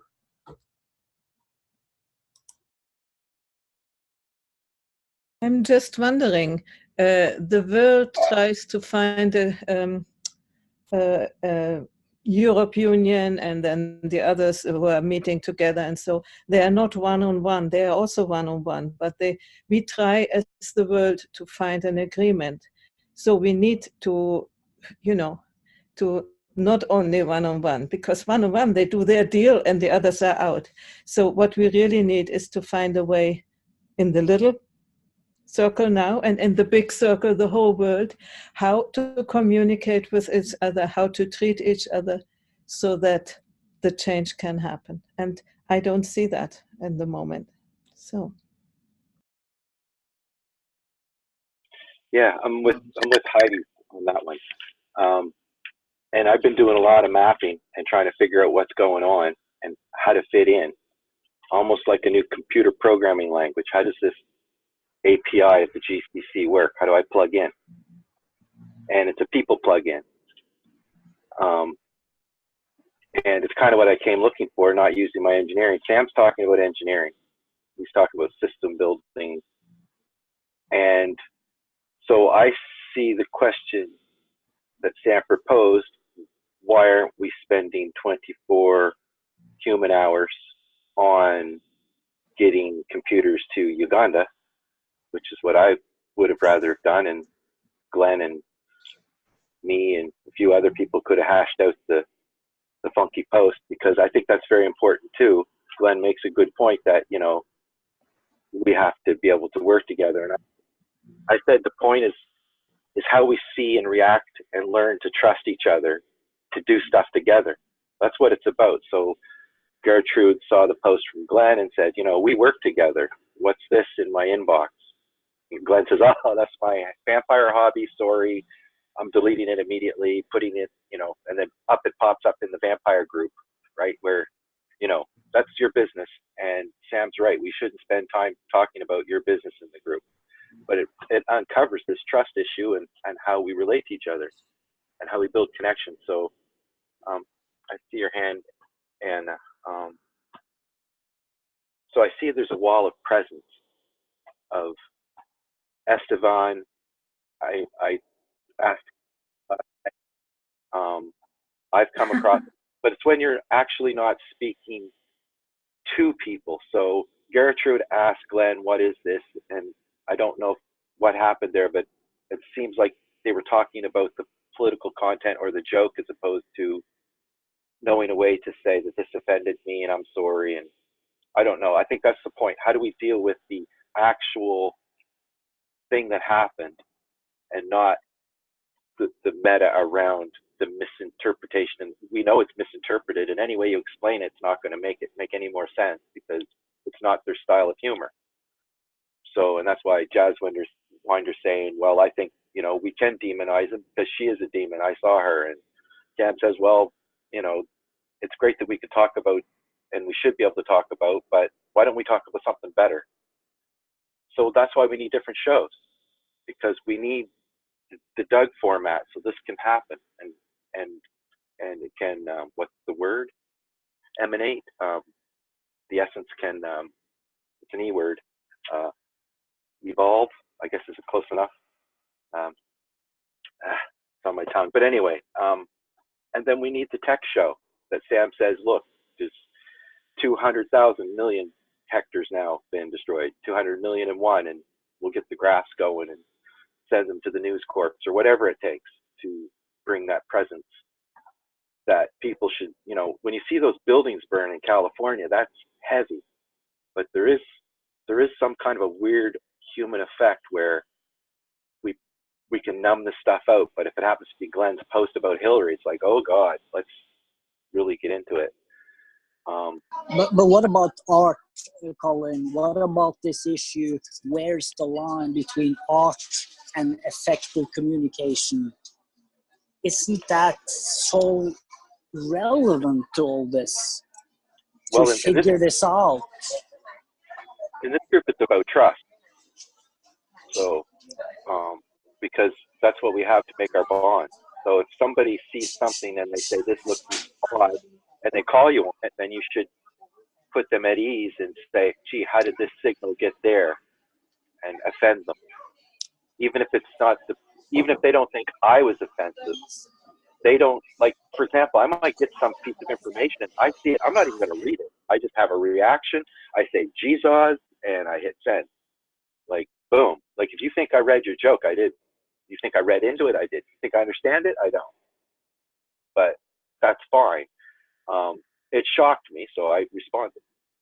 And because I think we have that, and I guess if I didn't trust you or I didn't like you, I wouldn't have responded. So that's my way of signaling. So anyway, yeah. So we should have another show for the rainforest, and it should be like on Monday or Tuesday, and it should be, I don't get how we can ignore this issue or something, and put it right up front and center.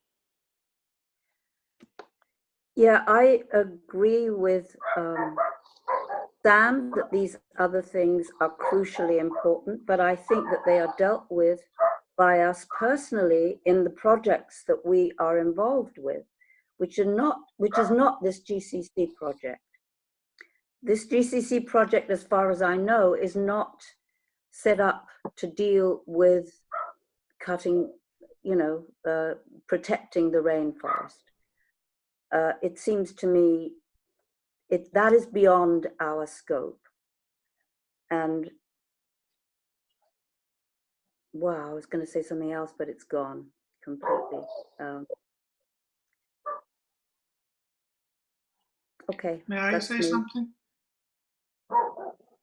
Yep. Who is that? This is Esteban. Sorry, my video is not working, but I just joined in about 2 minutes ago. So I'm completely out of context, probably. But still, I noticed something that Colin mentioned that is very dear to me, and it has to do with the issue of someone making a comment that is perceived offensive, and the person making the comment doesn't find it to be offensive, but the person receiving the comment does find it offensive. And instead of finding a way to resolve or handle that situation, they get into a fight over that situation. And one of the things that I wanted to share was a long time ago, for efficiency, I'm an engineer I studied engineering. So my mentality is very, I want to optimize the problem and not be concerned about if people like it or not like it, so long as it's the best solution there is, I want that. And I wanted to resolve a certain issue with someone that was purely technical. But instead of trying to understand what they were saying, I kind of understood it, considered it, and put it on the side. And they found that very not good. But it was not because what I had to say was good. It's just that they didn't want to hear it over. I want to pick up on that, and Sam, your share. And it's something Colin said. If it wasn't here, and if he didn't have connection relationship with Glenn in the face of seeing the post, he wouldn't have responded. He might have actually, beyond not responding, he might have decided to just unfriend Glenn so he wasn't on the receiving end of any more posts from him. And so I look at the problem level of our world, the things that need taking care of and responding to and change, with tremendous imperative and priority. I wake up to it in the morning and I go to bed with it in my mind at night. And these days, this minute, it's more Yemen than anything else, frankly. But we're only going to fix it bottom up. And there's a flip side to this micro sensitivity, tuning in, awareness practice of what we're doing here. There's a flip side to it, which is how to get new people where we are quickly, where people are sensing and feeling a level of trust, a level of ability to step up, step in, be open, share, contribute, be valued, be heard, be recognized. Because we have to do that on a massive scale if we're going to solve the problems that are facing us. And that's a person-to-person thing. It's not a systems thing. It's not a practice or protocol or technique thing. It's not an economic thing. It's a people-to-people thing. And if you're busy spinning solutions, but nobody's there to play with you, what's the point? But if you have everybody playing together and pulling in the same direction, whatever the hell it is they're doing together, they stand a much better chance of affecting a significant impact or change. And that's so I hold on, Esteban. So that's why I believe all those man hours in this session around something Glenn catalyzed and Gertrude put a stake in the ground and that provided the means and the catalyst to dig into this. It's about how do we hear each other? It's about how quickly does a group of people as a community tune into an individual who just walked in the door. Esteban just walked into the last 3 minutes and was able to share something that actually landed on all fours. Esteban, you're you got the last 2 hours and the last 3 minutes, which was perfect. And your response was perfect. Your share was perfect.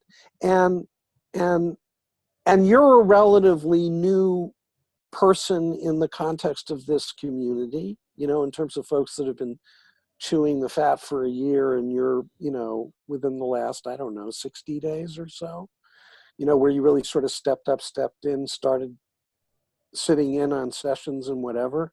And whatever the pull was that got you here is what we're doing right. Whatever that energy or force or provoking of your curiosity to step up, step in and log in.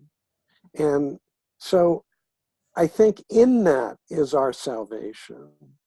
And it's not in lieu of figuring out answers for problems, but it's of equal priority And all of Heiner's shared frustration of his lifetime of going to conferences of people talking about the grand confabulations of how they're going to save the world. And in none of those were they ever talking about how do they enroll the people that are needed to do it. And what is there to show for all of those conferences? So I'm complete and end of rant. Doug, let me just give you a little feedback on what you just said right now. Please, from my please. Okay. I'm here since 2 years. I cannot see you. I cannot see when you raise your hand. Some people raise their hand for some time. Doug was citing me. I think I should respond to that, because it was not only the desperation of all this high shoot, but all what we do in conflict resolution. We call it multi-track diplomacy and peacemaking, where the whole thing was hijacked by technocrats, where the American Indians and the Maori took on Talanoa process is only one thing we are now discussing next month in Poland, where we look in all the deep root causes. How can we give voice to the inner meanings? And all this technology is there. I mean, the Americans didn't take it on. It was done Harris just for fun of it, but it was thrown out of the Office of Technology Assessment in Washington because a new incoming president didn't like an independent voice. So my lifetime is in your field.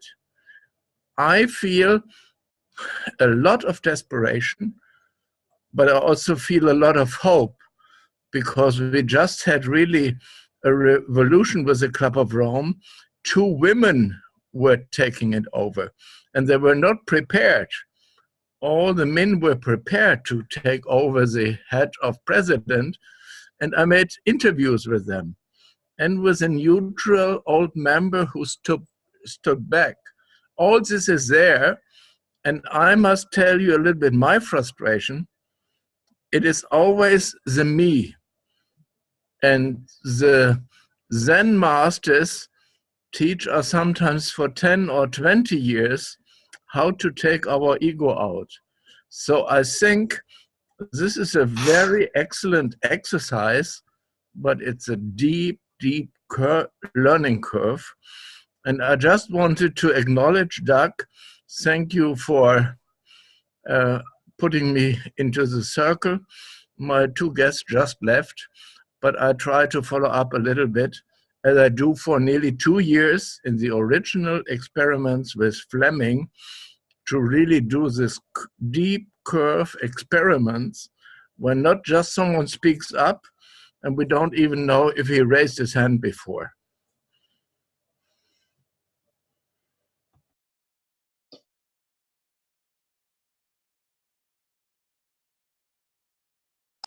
Esteban, you had something there. Yes, I wanted to respond to Doug on his intervention coming back. I want to, in a way, it triggered, I want to observe something there. And it's kind of difficult because it's a trigger that of 2 sides. There's one side that is the me, person to person, technique doesn't matter. And then there's the other side, which is the, well, we have to do certain things in a certain way to get certain results. And in a way, I like what Doug said. Salve, or with the exception of one thing, and is that in his presentation, he was siding with the more human side and less with the what needs to be done here.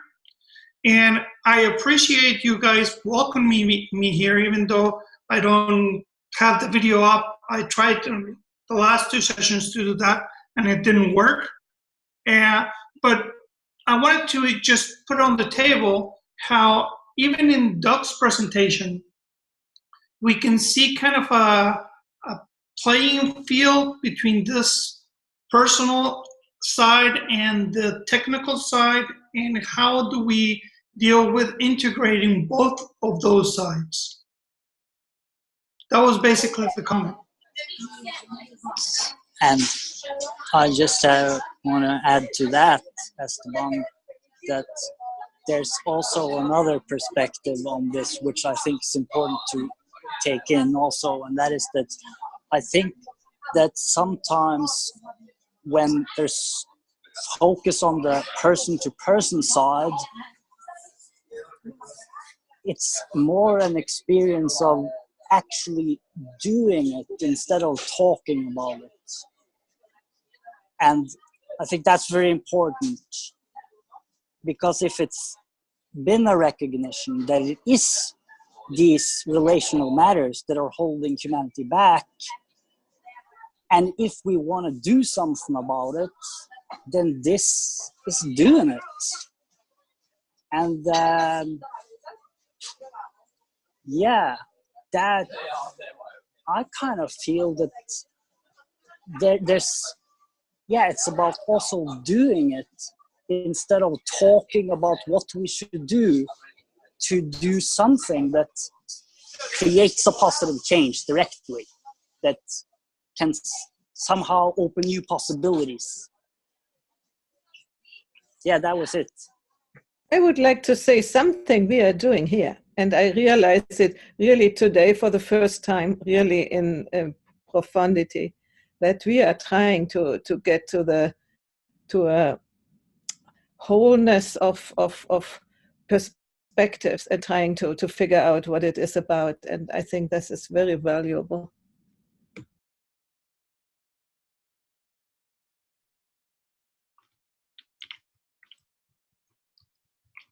Esteban, what did you say? Was it about languages? My chat isn't open. How do we... Yeah, sorry.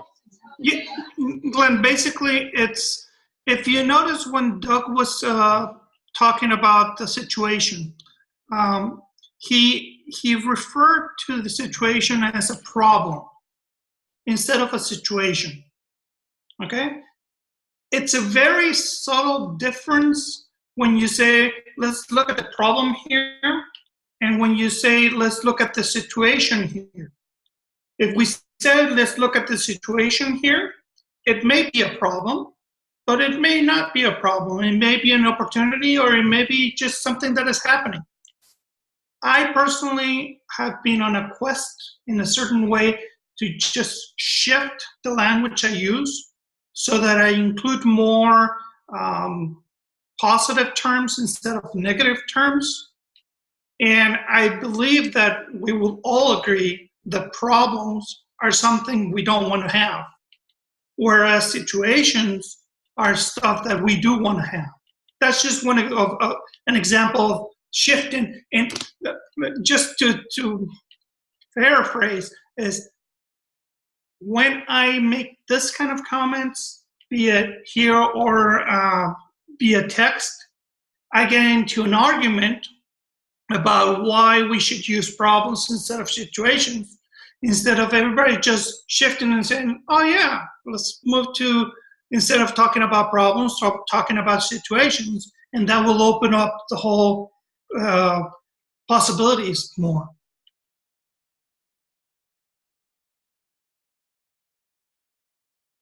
We were quoting about problem spaces and solution spaces, or peace rooms and situation rooms. And this meeting we just had with the Club of Rome was Nora Bateson. Some of you know her because she's very much on various ecological and systems things. She was quoting her Phase on double bind. It was really very interesting that we have to leapfrog from the either or, good, bad. I know you, I got you, but really be situational and embodied And there I'm fully with you, Esteban. Yes, I actually had some interesting conversations with Nora. The thing that happened is that as today, when I just kind of jumped in and saw a few little words that were mentioned and then started saying a lot of things and trying to change the language being used, that didn't go very well. And instead of being able to integrate and move to a better situation, we kind of keep repeating the same problems. So, and yes, a double bind in a way, when you were speaking about this being a problem and solution situation, the idea that came to mind is that, well, maybe we have to move away from seeing this as a problem solution or a solution problem, and then just recognizing the situation and what we're going to do with it. Over. Great. And that's very much in line with what was brought up earlier about by Gertrude and Heidi, especially about the situation. Because if the situation asks for an approach of a certain kind, then if we want to deal with that, then we don't have time to talk about problems. That's what I hear. And yes, except if we transform them from problems to something we use to push us forward. And that's what I think sometimes we're trying. And there's something interesting about this journey. Just wanted to add that in too. I want to, Jazz, I know you've got your hand up. I just wanted to also point out and be respectful of everybody's time. We're at 1:15, which is now heading well past the top of the 2-hour mark. And what I'd like to invite is sort of closing thoughts and shares. And I'd like to start that. That's just exactly what I was thinking. I found this. Go ahead. To the ridiculous this is not the first time we've had a controversial subject of people being upset, and it's not going to be the last, because we have variance in our sensibilities. And I would like to suggest that we keep this one in mind, perhaps recall the previous ones, and see how attitudes change when we next have a similar situation, and call it a night and have a completely different subject, like the Amazonian forest, for example, next week. Completed. Thank you. So I just would like to offer as in a closing that this was couldn't have been more perfect as an unblocking to me. It's right in the belly of the unblocking beast. How it happens and where we go with it and how we deal with it and how we might deal with it or relate to it differently. And I just really want to say thanks and appreciation to everybody bringing what they brought and contributing what they contributed. And seeing Esteban, which is amazing, like we see you, which is an escalation of presence, contribution, and value. I just want you to know, and it's greatly appreciated. And with that, I'm complete. Esteban, I'm also very happy to see you alive. So you are not something like an avatar. So why are you hiding? Well, basically, it's not about me, it's about the issues. And if you have if you see me, you're probably going to create all sort of ideas about me instead of about the issues. Basically, it's that. Well, maybe it's even worse. You create much more thing when you don't see each other, because you also communicate through your eyes, through your gestures, through your authenticity. For us, guessing deeply in the dark, it's even harder to understand you. I myself, I'm awfully hard to understand, but when people see at least maybe my face, maybe they have a second chance. So maybe show up, don't be afraid. What happens is it's the opposite. I mean, for me, it's a little bit the opposite of that. And one of the things that interests me a lot is looking into the ideas people put into the context. So for example, I may look like this when you say something without thinking about it. And you may create a whole set of ideas related to that. And then we get into the complication of dealing with those things instead of focusing on whatever we were talking about.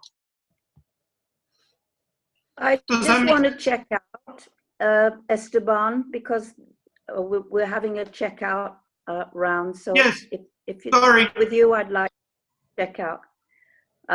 I second what Doug said about this conversation. I thought it was truly fruitful and helpful in setting out the challenge of being a group, as Doug says, right in the belly of the beast. The one thing that got lost, which was the thing that I was going to bring up, and then was Sam's point, because that was even more in the belly of the beast. This whole thing about whether we are inclusive with everybody or whether we're somehow going to make some sort of a fence or a standard, or that certain people are okay on one side, but on the other side they're not okay. I thought that was really getting into something very deep, and maybe I'll have a one-on-one with Sam if he's available for that, because yeah, we need to pursue that. I don't think we can. It's a very fundamental point that either we're inclusive or we're not. And so I would personally like to pursue that one. But other than that, I thought it was a really great session. I would second that. I would second that too, by the way, maybe for next Sunday. Yeah. Great. Yeah, and yeah, thanks for that, Anna. Because the answer is obviously no, in the sense that, well, humanity doesn't really have its shit together. There's still some people get a really crappy situation, and that's not okay, right? So that has to be included too, the bigger context, and it's a huge issue. And yeah, this session's been just incredible. There's so much awesomeness that's come out. But one theme that I feel is sort of at the core of this is this theme of responsibility. Because let's say I agree, we have to reinvent, maybe simplify the language, which is Esteban's project, and that's really inspiring. And I really like many of the things you write a great deal, and the way you experiment with words. And this project, I think that's what we're actually really trying to do. And that's related to this mention of ahimsa, doing us differently. If we're going to do that, we have to begin somewhere, and thus we're trying out new ways of being, let's say, and that's one of the most direct ways we might be able to do something valuable in the bigger context, instead of sort of talking about it or just speculating about it. But it's weird because in some sense we're still just talking, and there's always this question, are we fooling ourselves, right? Are we really doing something relevant here, or is it just speculation? And it's such an interesting question because it sort of wakes you up. And yeah, it's a little bit of both in a way. It's kind of what we make out of it. So it's like we're actually in this field of opportunity where we can go many ways forward, but that just in the room today, everything that's come out, it's just so brilliant. And it's like today all of the major issues have been here and really expressed powerfully. And it's been, and that's the thing. Is there a way of being that's simpler, maybe, where we can not have the problems, but the situations, yeah, just as you say, and just simplify it? Is there a simpler way? And we're kind of learning by trying it. That's where I feel we're at. So this was great. Thanks, every one of you. I've been Glenn, noticing that. Glenn, put out your micro. No, it's fine. I think simplifying is not the solution. We have to situationalize. We have to embody, because less character set will not get us anywhere.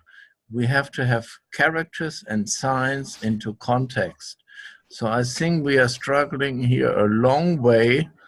And what I meant with situation rooms is widening the solution space and not trying to make it more simple than thinker, like Einstein said, it's never possible, and not ever trying with overclaims and oversimplifications.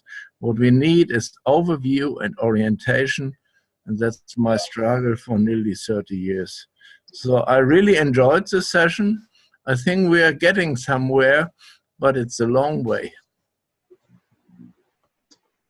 I'd like to check out by mentioning that what motivates us to post certain things in certain groups is a bit like a honeypot. You all know what a honeypot is, don't you?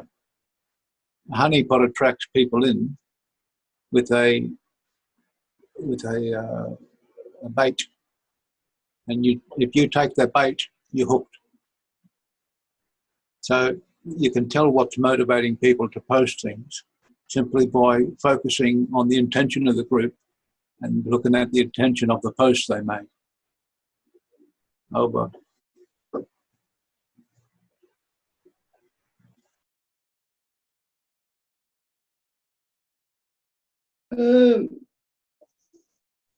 One person says we have to simplify it. Another person says, no, we have to embody it and encompass it.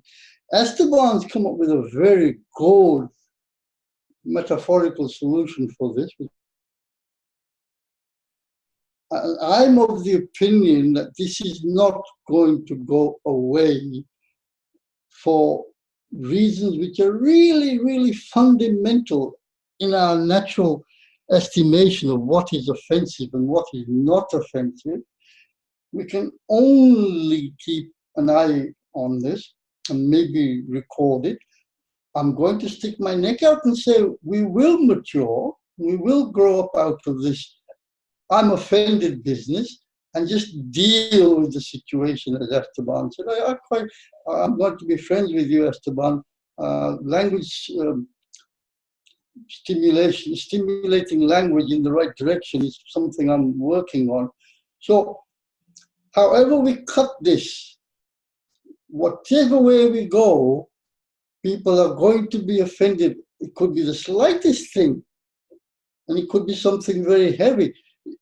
And there are occasions where offense is or has to be meant for that particular situation. You could go into a courtroom, and I've sat in court cases where the language can become very strong to make a point that the person in the dock really is as severe as is being made modern. It's not just marketing media stuff. So I, for one, am of the opinion that let's make this particular sitting, the last one on being offended on something silly like a caricature, and maybe discuss something far more important. I really am. This is not the first session we've had. This is either 3 or number 4. Anna Harris brought one up not too long ago. Please, let's get onto something that we can really sink our teeth into. I'm complete.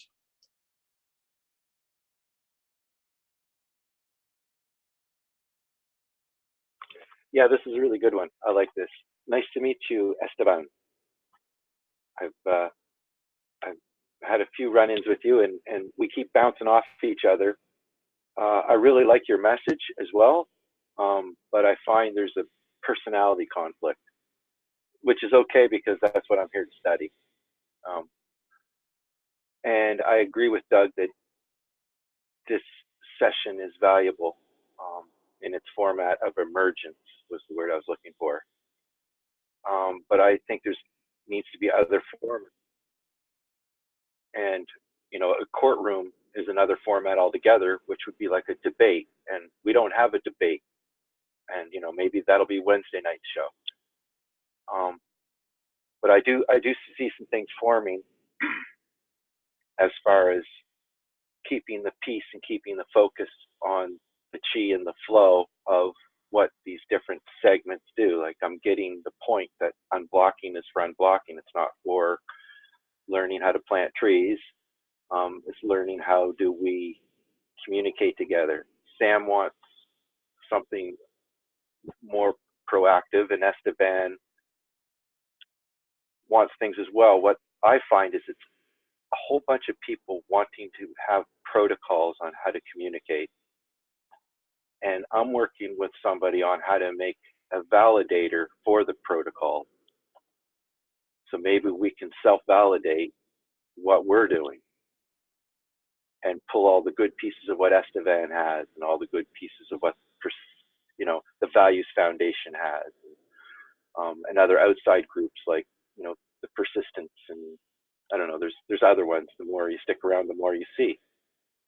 But it is silos, and it is a matter of finding this common language and scaling what can be scaled, and dealing with one-on-one what needs to be dealt with one-on-one, and knowing the difference, which is what Glenn stepped in today, I think, not knowing the difference between the different formats. And it's bound to happen. You will cross lines, and just knowing how to deal with people from a different, you know, from your church group sees you printing atheist stuff on your website. Like, how do you deal with being in a church group and also being an atheist? Like, that's kind of what we're up against here. I like to go to the church group because they play pool really good, and they're really nice people, and they don't force me to do what they want me to do. And, you know, that's a lot of good people in that church group. But one guy saw the atheist post, and now I can't go back and play pool anymore. This is ridiculous. Like, you know, that's kind of what we're dealing with. So, and having a new segment to actually reach into these things that Anna doesn't think that we're here for, because I think there's a natural emergence to land this puppy, and people are already on the ground running all over the places, and whoever denies that is denying part of the game. So they specialize on their part of the game. Don't take it away from them, but also let other people have their art. And if they want to plant trees and they want to save rainforests, then more power to them, because we do have a lot of people power here. And I think if we don't look at that angle, then we're denying all the flavors in the grocery store. You know, we're just saying, you know, we don't want to be exclusive. I don't know what I'm trying to say, but there needs to be a new forum to relieve the pressure of the need to be more practical. And I'm trying to fill that gap somehow. I don't know if it's something that I want to shepherd for a long time, but I would like to open it up as a forum to experiment these different protocols through the protocol validator called the SOS. And I think Esteban also is in that boat of maybe having a protocol validator. I'm not sure which one he has. He might have a self-validating protocol, which is Turing complete, which is wonderful. So, but these are all really fun things to talk about, and we can't do it at the GCC because too much of the forums are in getting the important people stuff, which needs to be done first, taken care of. Doug says, you know, how can we snap our fingers and do that so we can go on to other things? How do we get present? How do we see through that wall of presence? Like, I see it like this when I'm using a computer. If you actually see the screen, then you're not using it right. If you see the application and what you're doing with the computer, then you're using the computer right. So if you're looking at people and their problems and saying, well, gee, how could I set this computer monitor over here so they could see it better? That's probably irrelevant. You should ask them what's the program on this that they're using, and that you can't do that unless you go through the cycle of meeting them and helping have them guide you towards their stuff.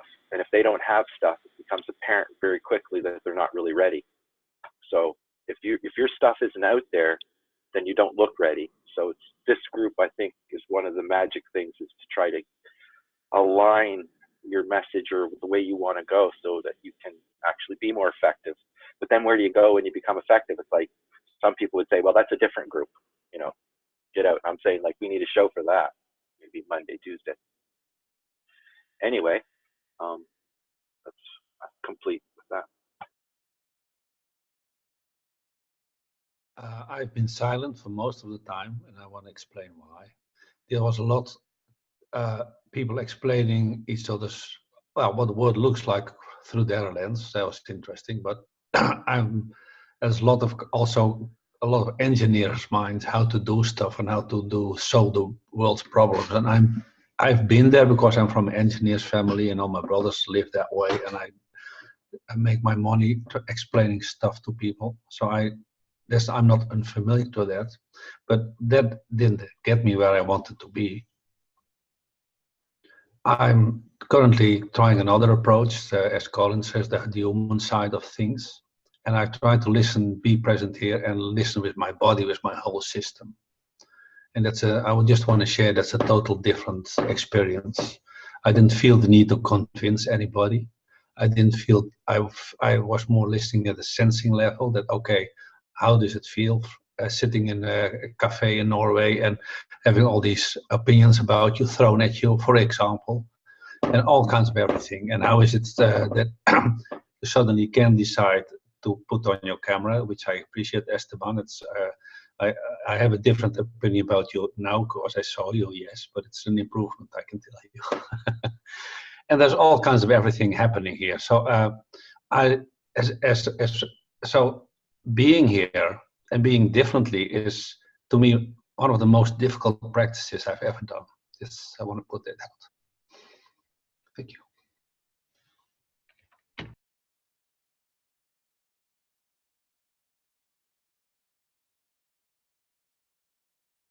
Anyone else before we declare a wrap and you go on your assigned tasks, Heidi? I apologize for, I just fell out so often. It's, yeah, so I took off my camera. Yeah, thank you all. And kind of, I kicked off the controversy. And Glenn, I want to tell you that because I like you, I posted that, because otherwise I don't react to things like that. And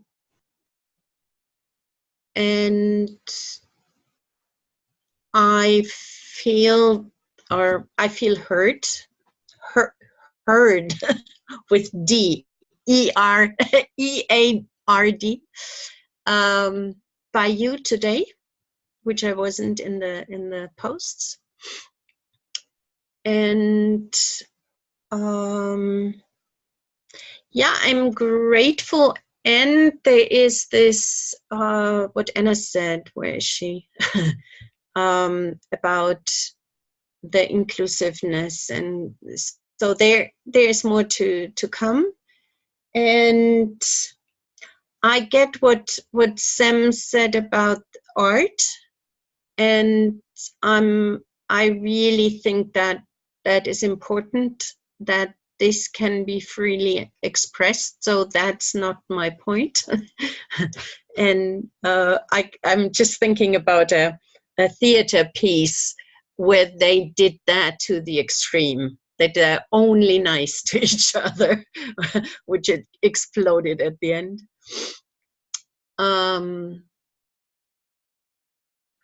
Yeah, I'm kind of like, there is a peaceful part in me and another one that is not expressed yet, and I don't know the words for it. So I will see. And it's great to see you finally, Esteban. And doing the work with language is important. It's decisive what language we use, because reality occurs in language.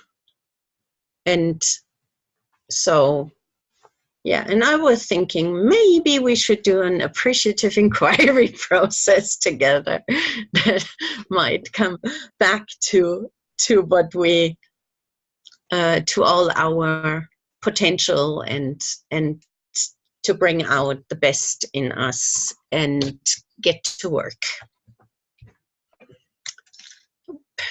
So thanks. And thank for Doug for holding the space. I think that was an important part.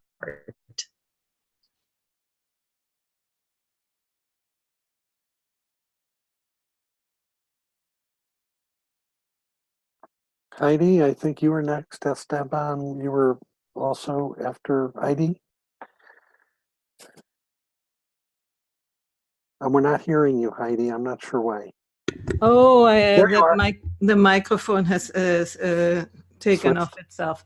Because in the meantime, I was on the treadmill doing a little bit of exercise while listening to you. So, yeah, I was saying that I appreciate to see Esteban. So now I it's a completely different relation, which I can feel towards you than hearing only the voice. I like the whole session because I think we are up to something, trying to get ourselves together somehow, with all the different perspectives, with all the different ideas and opinions and all the different ways of speaking and seeing the world. And I think it's exactly that's in the little space what we are practicing for the whole world, and I'm very grateful for that. So thank you.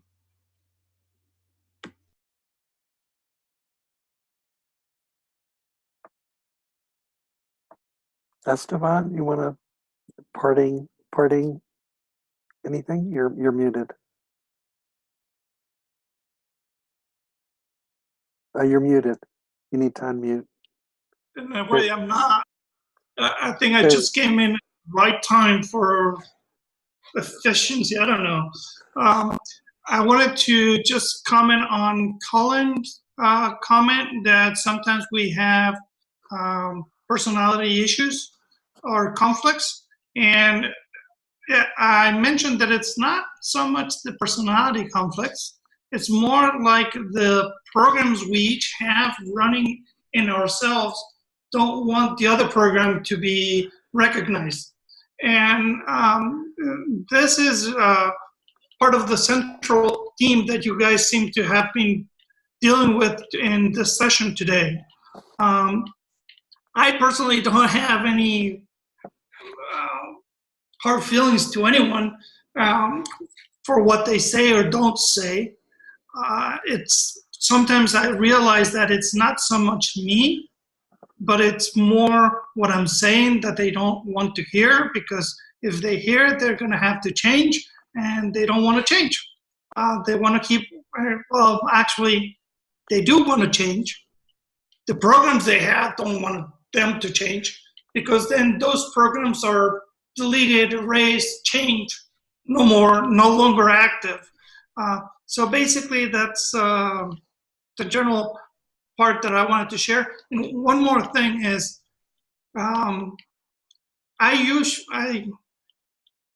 there were several comments that people say, I do this because I like them, and those I give them a leniency to indulge them in what they are asking me to do. Basically, I want to do the same thing, but reverse, where you do stuff because you believe you should do that stuff, not because you like me or you dislike me. So that's a wrap up.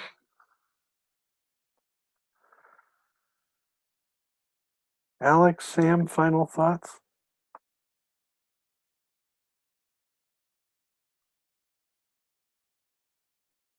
We're learning to work together, and in spite of our differences, is how we overcome the blockages. Accepting the fact that other people have a different kind of sense of humour than we have, and different political viewpoints. That fact is part of the way we integrate with each other and move forward.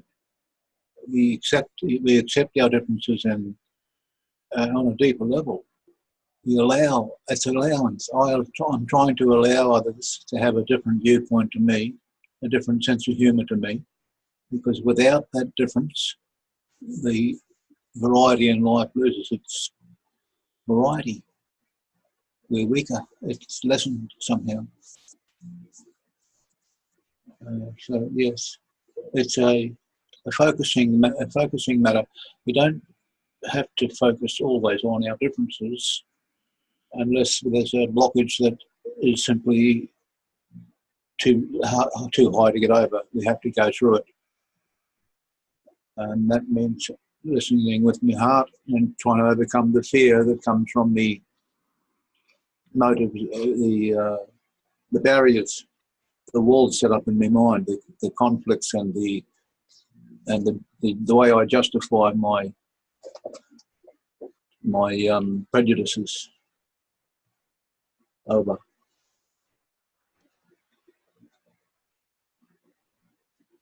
Sam? So again, I had to step away for a little bit, but I wanted to bring another component of the perspective that I've been expressing, particularly today. I may be completely off base. I fully admit that. This is where I am very, very curious to proceed into inquiry. But let me add that for at least a couple of decades, possibly more, there have been studies, courses, workshops, weekends in EQ, emotional intelligence, awareness, etc., etc. And much of the theme, the way it's currently practiced in the success industry, which you could argue is either old frame or new frame, industrial or post-industrial, whatever, okay, you could argue that. But a lot of people have studied emotions and emotional intelligence. And much of what is being taught there is how you move past your emotions. Don't let them hijack you, so that you can use your best, deepest, most authentic, most complete, most whole self to engage, without letting the emotions derail you, without letting the emotions control you, without letting the emotions do things that you regret, without letting the emotions sway the group in ways that are your patterns and your old behaviors and your triggers, etc. So if that's what people, after dozens of years with many hundreds of researchers, have come to understand and teach, I'm wondering, how do we do that here?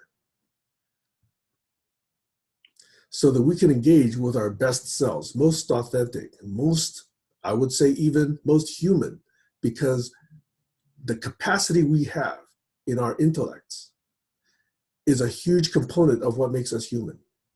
And if we diminish that, we are not doing justice to the billions of years of evolution that brought us here.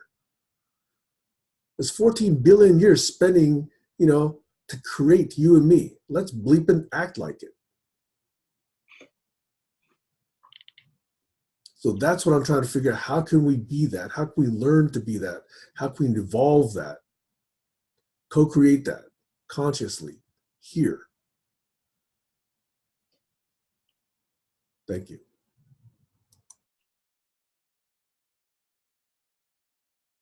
Jazz, we could go on forever. I've got to call it for me. Okay. If folks want to continue, you can. All I'm going to say is let's have an unblocking session on emotions. Complete. I'll put it on my list. Up toward the top.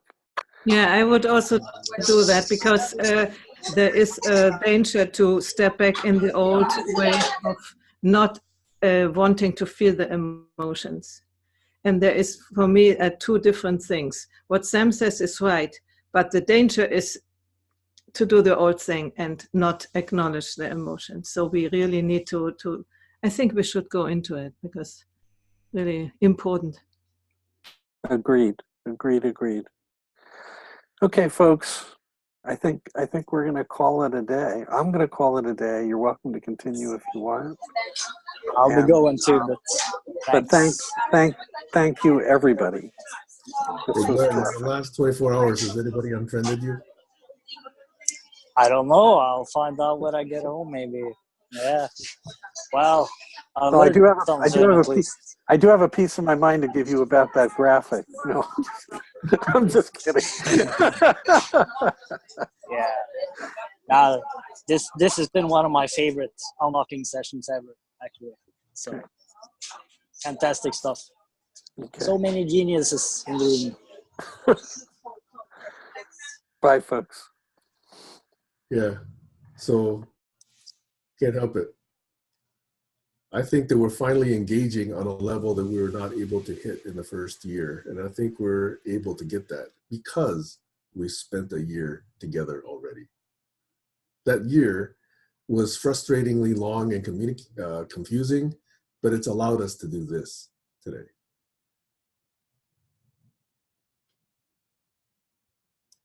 Well spent time. Yeah, thanks. Yeah,